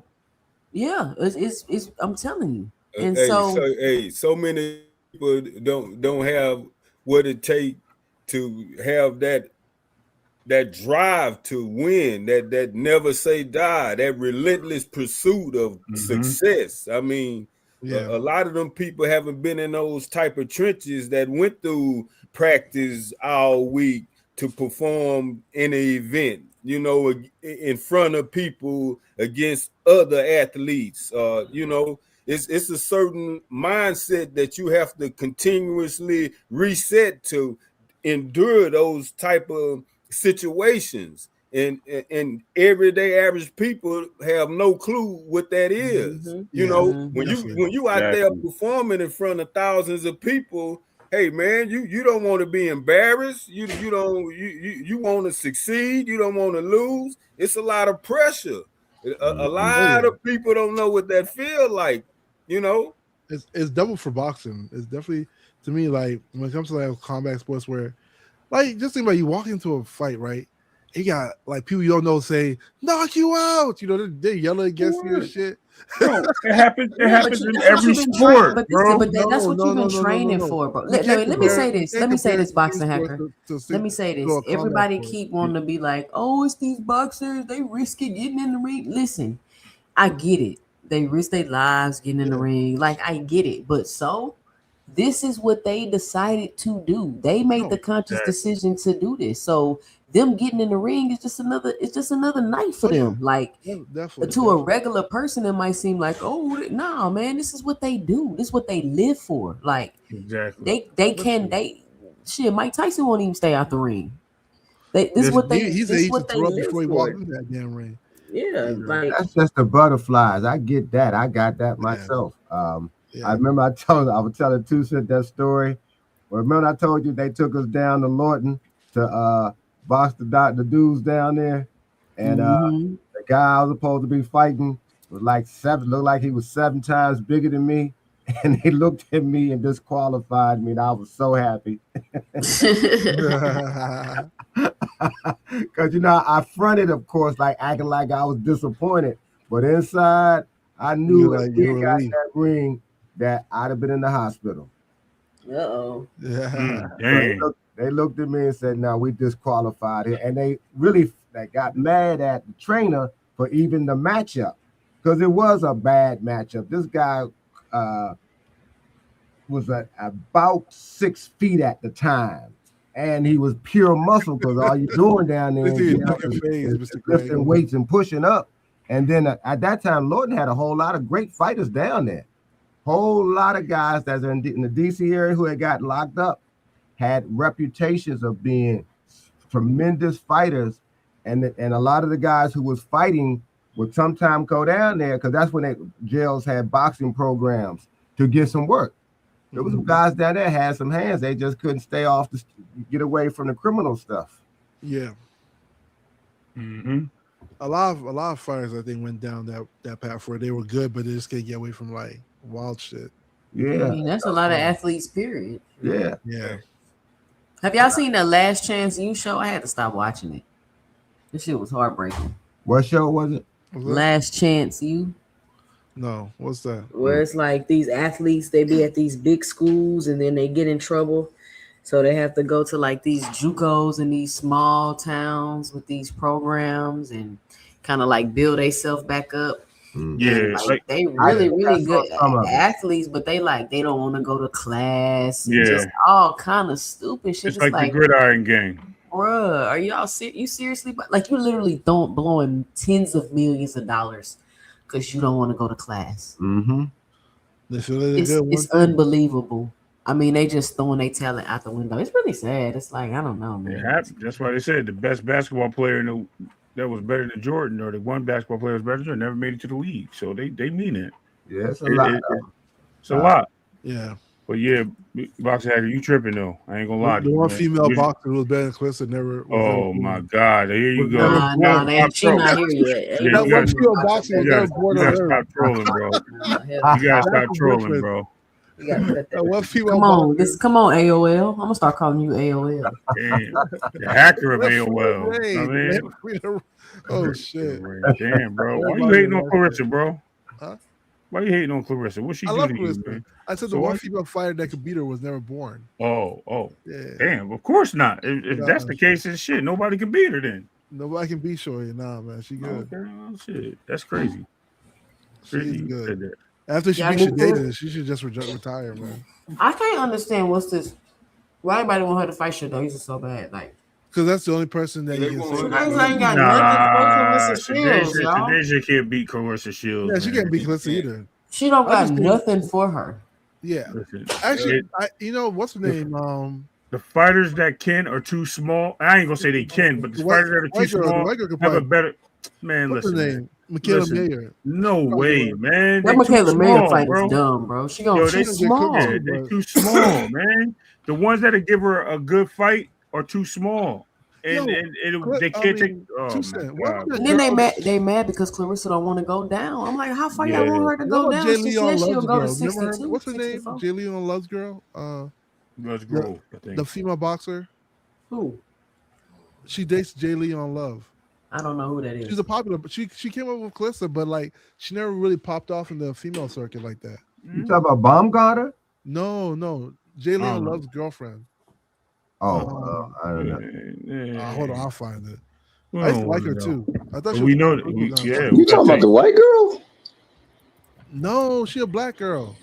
Listen, man. Pretty black girl too. Here's the thing. I don't even know why we even moved the needle to this, man. He started some trolling on this, and no need. We already agreed. we all agree. Ain't nobody beating Clarissa, man. Nah, but what I will say about this though, Hacker, because like you know the hardest thing is to go through life. And one of the hardest things to ever do in life is to learn to walk. If anytime you have your child or any child struggling with things that they're trying to learn to do, man, you got to keep that footage of them trying to walk, man, because you can see how many times you actually failed before you actually started stepping. And you can see that, you know, it's gonna not be easy at times, but you don't stop. You don't give up. You don't let the one opponent that you know conquers you be you, your own mindset. It's okay to not do well. It's okay to struggle. It's never good to quit though. It's never good to just say, nah, I can't do it. Yeah, you gotta push through it. Quick. Running away from things, refusing to do it, procrastinating. When you see that in your child, you have to help them break that habit very quickly because it spreads to everything else that they do. Won't finish. They'll halfway do it. They'll quit. They'll find a reason why they shouldn't be doing it. All of those kind of things, and you develop a habit in them where they always finish their work, where you give them hard work and tell them this is the expectation of them. And you got to do that when they're really young, because as you get older and your mama doing it or your father doing everything for you, you'll develop a habit of somebody else is supposed to take care of this for me. Man, that's some teenagers that start getting lazy and acting like that, Yeah, Mr. Bird. yeah, Procrastinating and Absolutely. half-ass doing shit. They don't start doing that to they teenagers. They cool when they little. yeah. You just keep doing that. Man, Latana, I feel like I'm talking about somebody else though. You fought Latana before. Joe You too. said you boxed before, right, Hacker? Yeah, Yeah. right. Where'd you No, box he played Fight Night. at? Uh, Damn. I boxed in Laurel What Hill. started you boxing? What I'll tell started you me my boxing? story. What started you? So what started me? I used to be a martial artist, right? So I did martial arts for like a number of years. Like I became a black belt and everything. I was competing a lot, and there was a martial artist that I fought that boxed too. Like he's really popular. Him and his dad. If you ever heard of like Willie the Bam Johnson, Mm-mm. yeah. So they're really popular. Well, they were popular back in the day. So training with them made me like realize that I felt like martial artists weren't like complete fighters, at least standard martial artists. Like they don't train like fighters do. So what ended up happening is I went to a boxing gym and I just fell in love with the fact that like it wasn't like martial arts is just like an art form. It's fighting, but it's like most of the people aren't like trained like fighters, just like Mm-hmm. doing like forms and like doing like one step, point sparring. But boxing was like more like focused on combat. So that's sort of what really got me into it. Okay. Before that, I was just like I would fight I would go to like gyms and I'll go like martial arts tournaments and stuff like that. But boxing was something that I just like fell in love with. Martial arts is just boring. Boxing is more action. Martial arts is like you just working on katas and shit. Yeah, Like you barely fight anybody. But right. what There's they more of an art form to it, right? And but like, and then you have more fight Then like, it's more about like discipline and and when you spar people in boxing, it's like everybody's Mhm. a fighter. Like when you fight people in martial arts, some people be like coming off of work, like some people just be like extracurricular activity, learn discipline. What So you you like? have to fight more fighters. I used to love fighting when I was You like younger. 6'4", right? No, I'm not 6'4". No, I'm like 6'1" or Oh, 6'0". Yeah. yeah. You still too big for them little Asian dudes to be fighting in martial arts ring. There's like you gotta go, see, sir. my husband was a martial artist, but my husband like they from the hood, right? So like Yeah, RP their Chuck Norris. family was like very like violent and like ghetto. I did. Imagine like some Bruce Leroy type. My husband, like his living room. He took me to his, I think it was his uncle house, and you walk in there. The living room is the dojo. So it's like Oh, you waking up, you straight to the dojo. Like he used to tell me they used to get hit with bamboo sticks and like all because they were like real like Black Panther and oh yeah. real like militant and martial arts. So he Back grew in up the in day, that type people of used to go around environment. and fight each other at martial arts. What back in the day when you had like the Baltimore Angels and shit, like people just go to like sort of like Well, they Bruce used to fight each Leroy other. shit. So Yeah. it wasn't no, it was like, oh, you do something for discipline, yeah, you gotta go fight your uncle. Like what?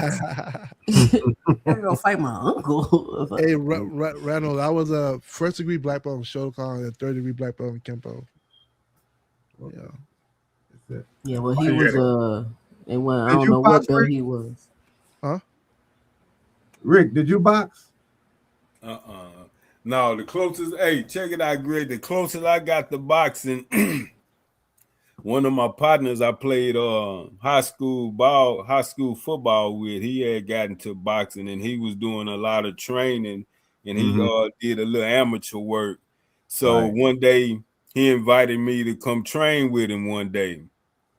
And year round, I stay in pretty good shape year round. And on my way up there to the gym that day, shit, I fooled around and smoked a blunt on my way up there, and we fooled around and did the Muhammad Ali 24 round circuit.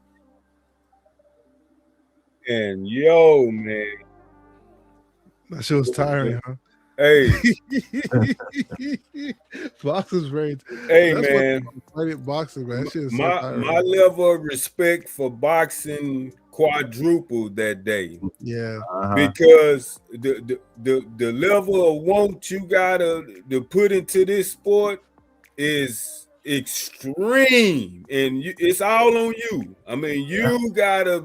I mean, you can have people in your ear motivating you, pushing you, directing you, instructing you all you want. At the end of the day, what you got inside of you is gonna matter most. Is gonna determine if you gonna excel in this or not. Because what I learned that day doing those drills, I mean, just jump roping alone, starting off. Jump roping nonstop for 3 minutes was busting my ass. I mean, hey, jump rope 3 minutes nonstop without messing up. It's crazy, yeah. And rest for a minute and jump rope 3 minutes nonstop. Hey, it gonna burn them calf muscles. I mean, boxers have my utmost respect, man. And I've always been an ultra athlete, football, basketball, track. I mean, I'm still active at 51, but boxers got my respect, man. Because for you to really, really win and be winning championships on this level when it ain't political, you gotta really be good at this sport, dog. Because you can't fake your way to the top with this. It ain't gonna happen. Yeah, in the bag, sparring, hold your. Nah, you definitely could your fake your way up. to the top, though. What used to be great at one time, because I'm older, when you would train, because I was in an environment and neighborhoods where it was a lot of guys. You know what the pecking order is. Who can fight? Who can play basketball? Who got a little dressing game? And who can talk to girls? But at the top of the pecking order is who could fight and what level you were. And you had a lot of guys down here at the time. I mean, you got the Joppies, you got Keith Holmes, you had Leonard.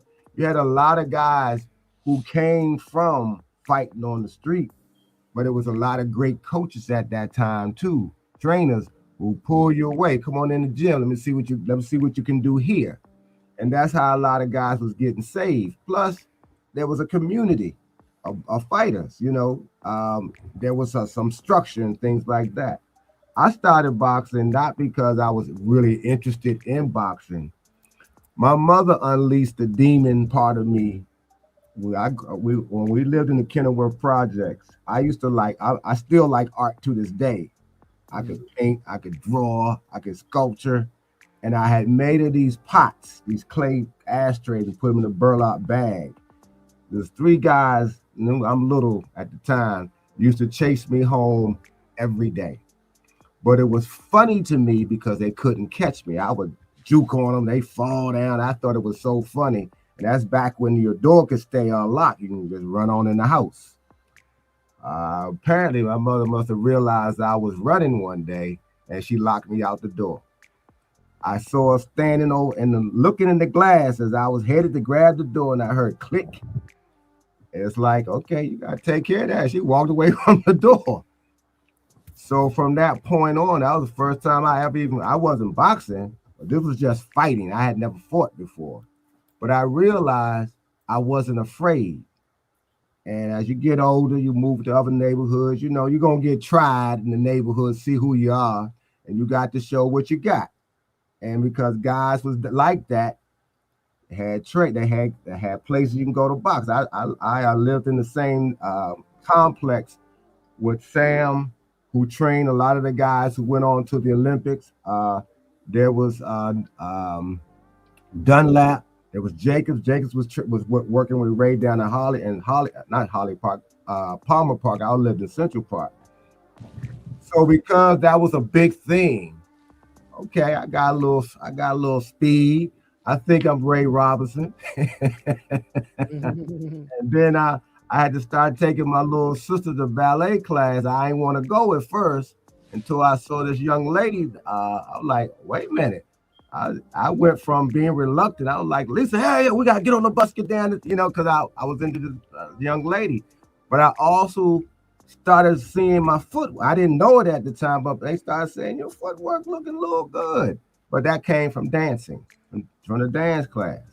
I got into it, but as the years went on, the few years I was doing it, there was other things I wanted to do, but that helped me. When I was talking about how you help yourself, you're more disciplined. You're getting up like you're supposed to faster. You paying attention. All of those kind of things will still help you, even if you're not going professional. And I wasn't trying to do all that. I didn't want to do, because I wanted to work. I also wanted to keep indulging in art, going to the museums, and you get picked on when you're doing that kind of stuff. But because I had some fight game, okay, I'm going to ballet class and I'm going to the museum. And if I got some problem with somebody out here, we can go there too. Did you go to Sugar Ray's gym in Palmer Park? I live. See, when we moved from the district, out of the district, we moved right across the district line into Prince George's County. Mm-hmm. I had cousins who lived in Palmer Park with Ray. See, I met Ray through my cousins initially, but because his brother Dale, well, we call him Dale, but y'all know him as Roger. Dale used to walk around Palmer Park and throw some gloves at somebody, tell you to put them on. He happened to throw them at me one time I was down there. Central Park, where I grew up, you had guys that could fight, but at the time I grew up on the age of heroin. So a lot of guys were shooting dope too. So that took them away from fighting. And then one of the guys that's in my older guy, his name was Joe Addison. He had a number of brothers. Their fathers was doing their thing, and he started training me.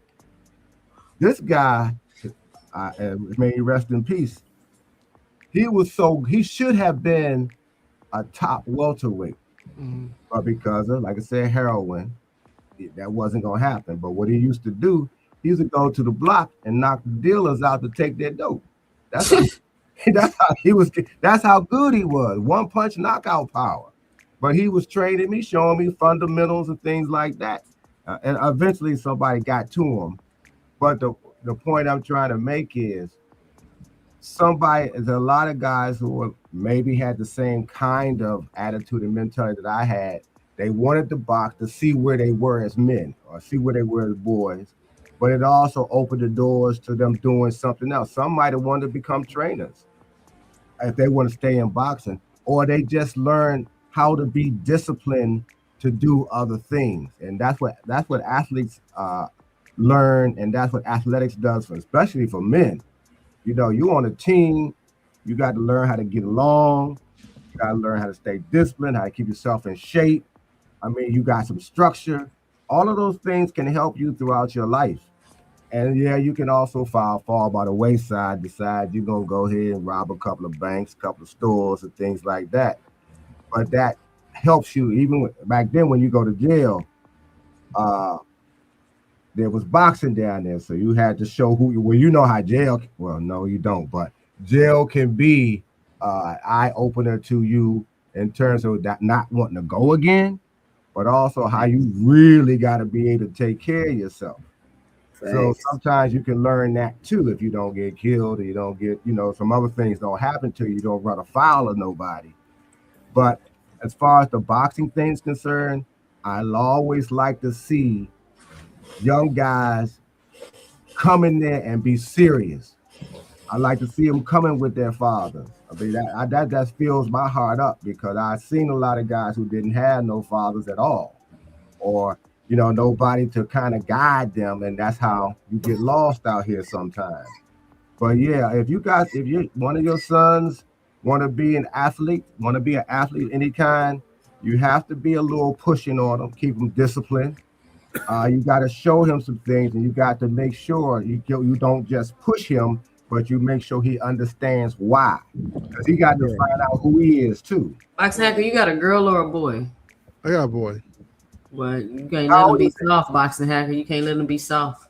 Yeah. Hey, how old is he, He's four. Okay. He's 4. You got to start now. You got to go walk by him and just push him down. Yeah. And then tell him, shut up all that crying. And then kick him. Push him down. Cut it out, boy. Bring back abuse. Bring back abuse.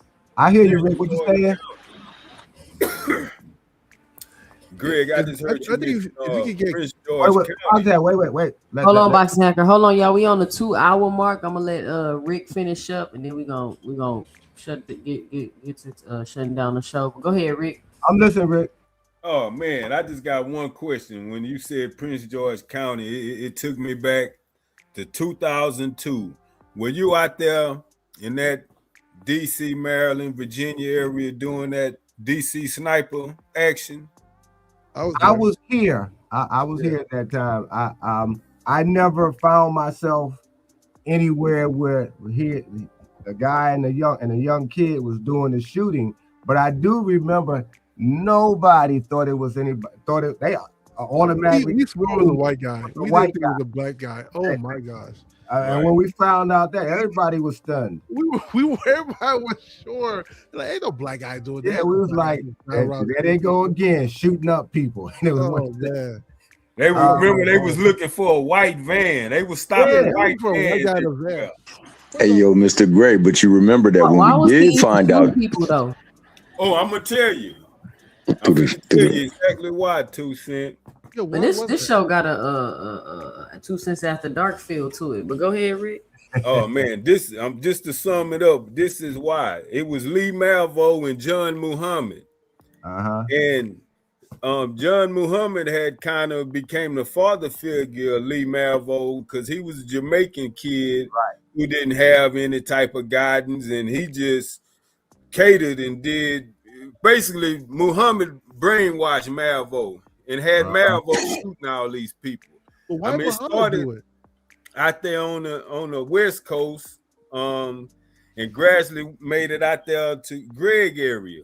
Well, John Muhammad had divorced, his wife divorced him and took his kids. So he was trying to get the kids back, and they wasn't allowing it. So what his plan was, his wife was in that DC, Maryland area. So they began randomly just shooting and killing man, woman, or they even shot a kid getting off the bus. All races, all genders, just random people, because he was going to eventually he was going to kill that wife so he could get them kids back. That's why the DC snipers was happening. Why did we kill all the other people? We could have just went for the wife at that point. What the hell? No, he wanted it to be random. He wanted her to be one of them random victims, so he wouldn't have been suspected of it. That's a diabolical plan. I know MK Ultra when I see it. But you know, a lot of crazy stuff like that. Not I won't say the sniper thing happen all the time, but are y'all familiar with the Terrence Johnson case that was up here? No, what happened there? He was 14 at the time, and he got arrested by the Prince George's County Police, him and his brother, and they was going to let him go, but he talked some shit, excuse my language, to the police, and they took him to the police station. And what they used to do out in Prince George is they would handcuff you to the bar. It slides up and down in the room, and they could whoop you with those books because they didn't leave marks on you. Apparently, well, it ain't apparently, one of the officers who was doing the beating, because I was living in San Francisco at the time this actually happened, but I knew what was happening in that room. Police officer still had his firearm on him, and Terrence got a hold of it and put 2 of them down. And it was like 47 shots in that room, but they didn't get him that day. But because he was 14, they tried him as an adult. There was a big case at that time. Kenneth Mundy was his attorney. He was the same attorney that defended Marion Barry years later on, when he got caught in the hotel room. But it was a big racial divide. It was always a racial divide in Prince George's County in the first place. But trying as an adult is crazy. 16-year-old as an adult, and he got sentenced. He did get sentenced. He got, I think, 35 years.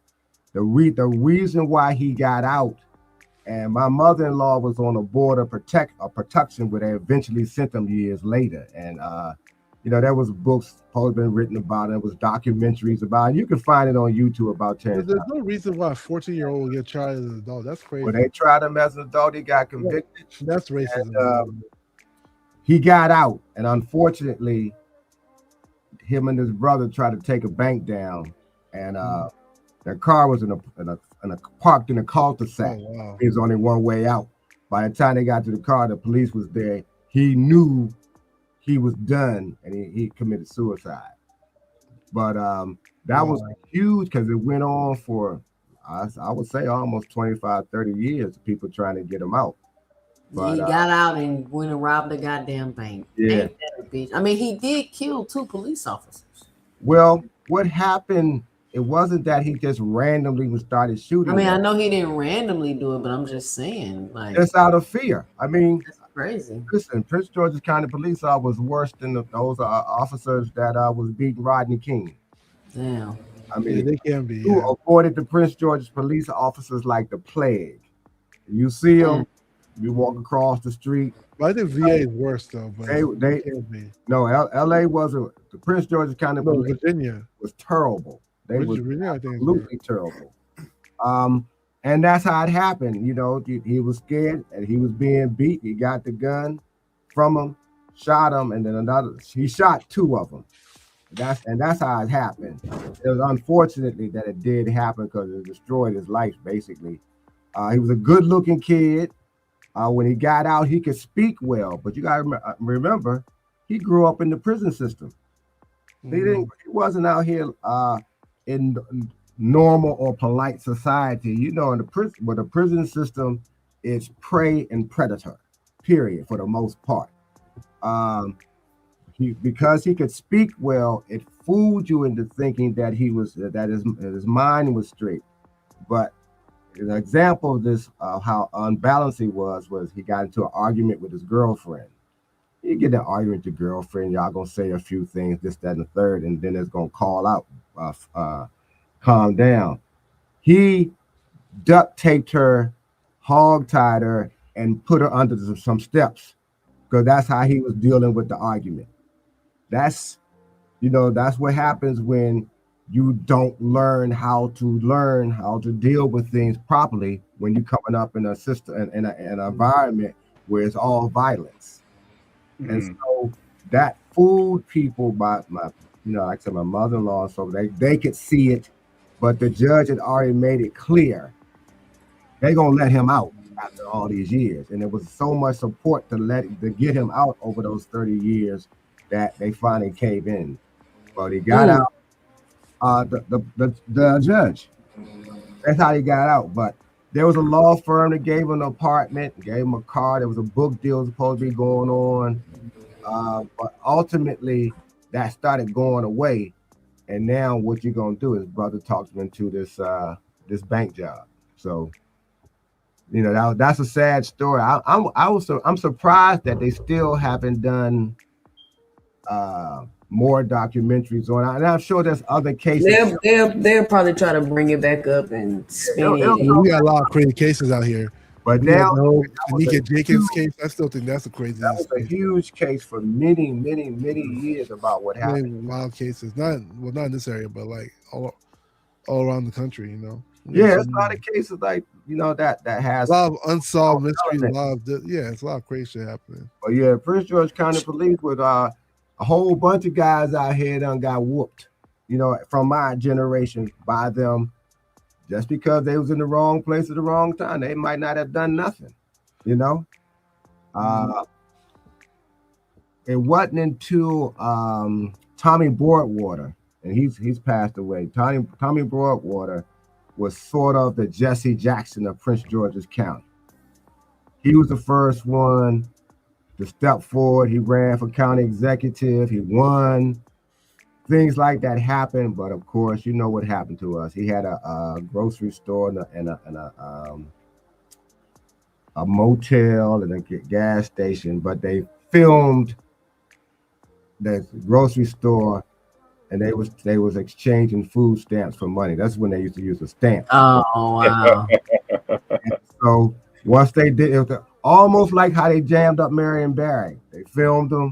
You couldn't say you didn't do it, because you're on film doing it, and that's how they got him out. But he led a slew of black people, black men and women, into Prince George's County politics because there was nobody on the police force, there was nobody in the politics, and he led that charge. He helped a whole bunch of guys, once he got out and all that kind of stuff. He got them out of jail, got them straight, got them jobs, but he could never go back into politics again.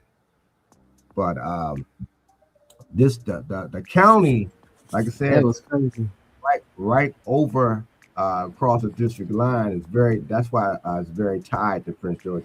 DC is tied to Prince George's County, at least the outskirts of Prince George's County, because of so many things have happened. A lot of guys and women, and that's just not guys, that came from Prince George's County, and aircraft carriers correct. We loved Marion Barry. I did an interview. They interviewed myself and my wife and myself at the funeral, which is they couldn't understand even after he got caught. The jury would only convict him of that one charge. They gave him 14 charges. The one charge they couldn't get around was because you couldn't smoke crack at the time. That was against the law too, and that's what they saw him doing. So they couldn't say he wasn't guilty of that. But yes, Marion never was stealing money. Hold on, Mr. Gray. This is my last question, then we gotta hop off because I'm about to go to sleep. Yeah. But why was they so mad at Marion Barry? Like, why they doing like that? Because Marion defied everything that the federal government wanted him to do. See, Walter Washington was appointed mayor, right? So they had somebody that they could control to some degree. Marion, whole different story. They couldn't control Marion, but they couldn't control the love and affection that the city had for him. Marion could right now could still, if he was alive and hadn't got convicted, could still be mayor right now. And they didn't like that. Joseph DeJennifer was furious that after he done spent all this money, he set the trap for Marion with a woman named, I know who she is, her name was Rashida. Marion should have known she shouldn't even been in the city because she was already in trouble. But the age-old honey trap gets men every single solitary time. And that's how they got him. And he found out she did. He want to hit it. She up in the hotel, come on and get it. And then she talks him into buying the crack. And they sent the undercover, knock on the door. They got it. Then they sit there. As soon as he started ingesting it, that's when they kicked the door in and got at him. Because they wanted to humiliate him. They wanted to embarrass him. They wanted to put him away.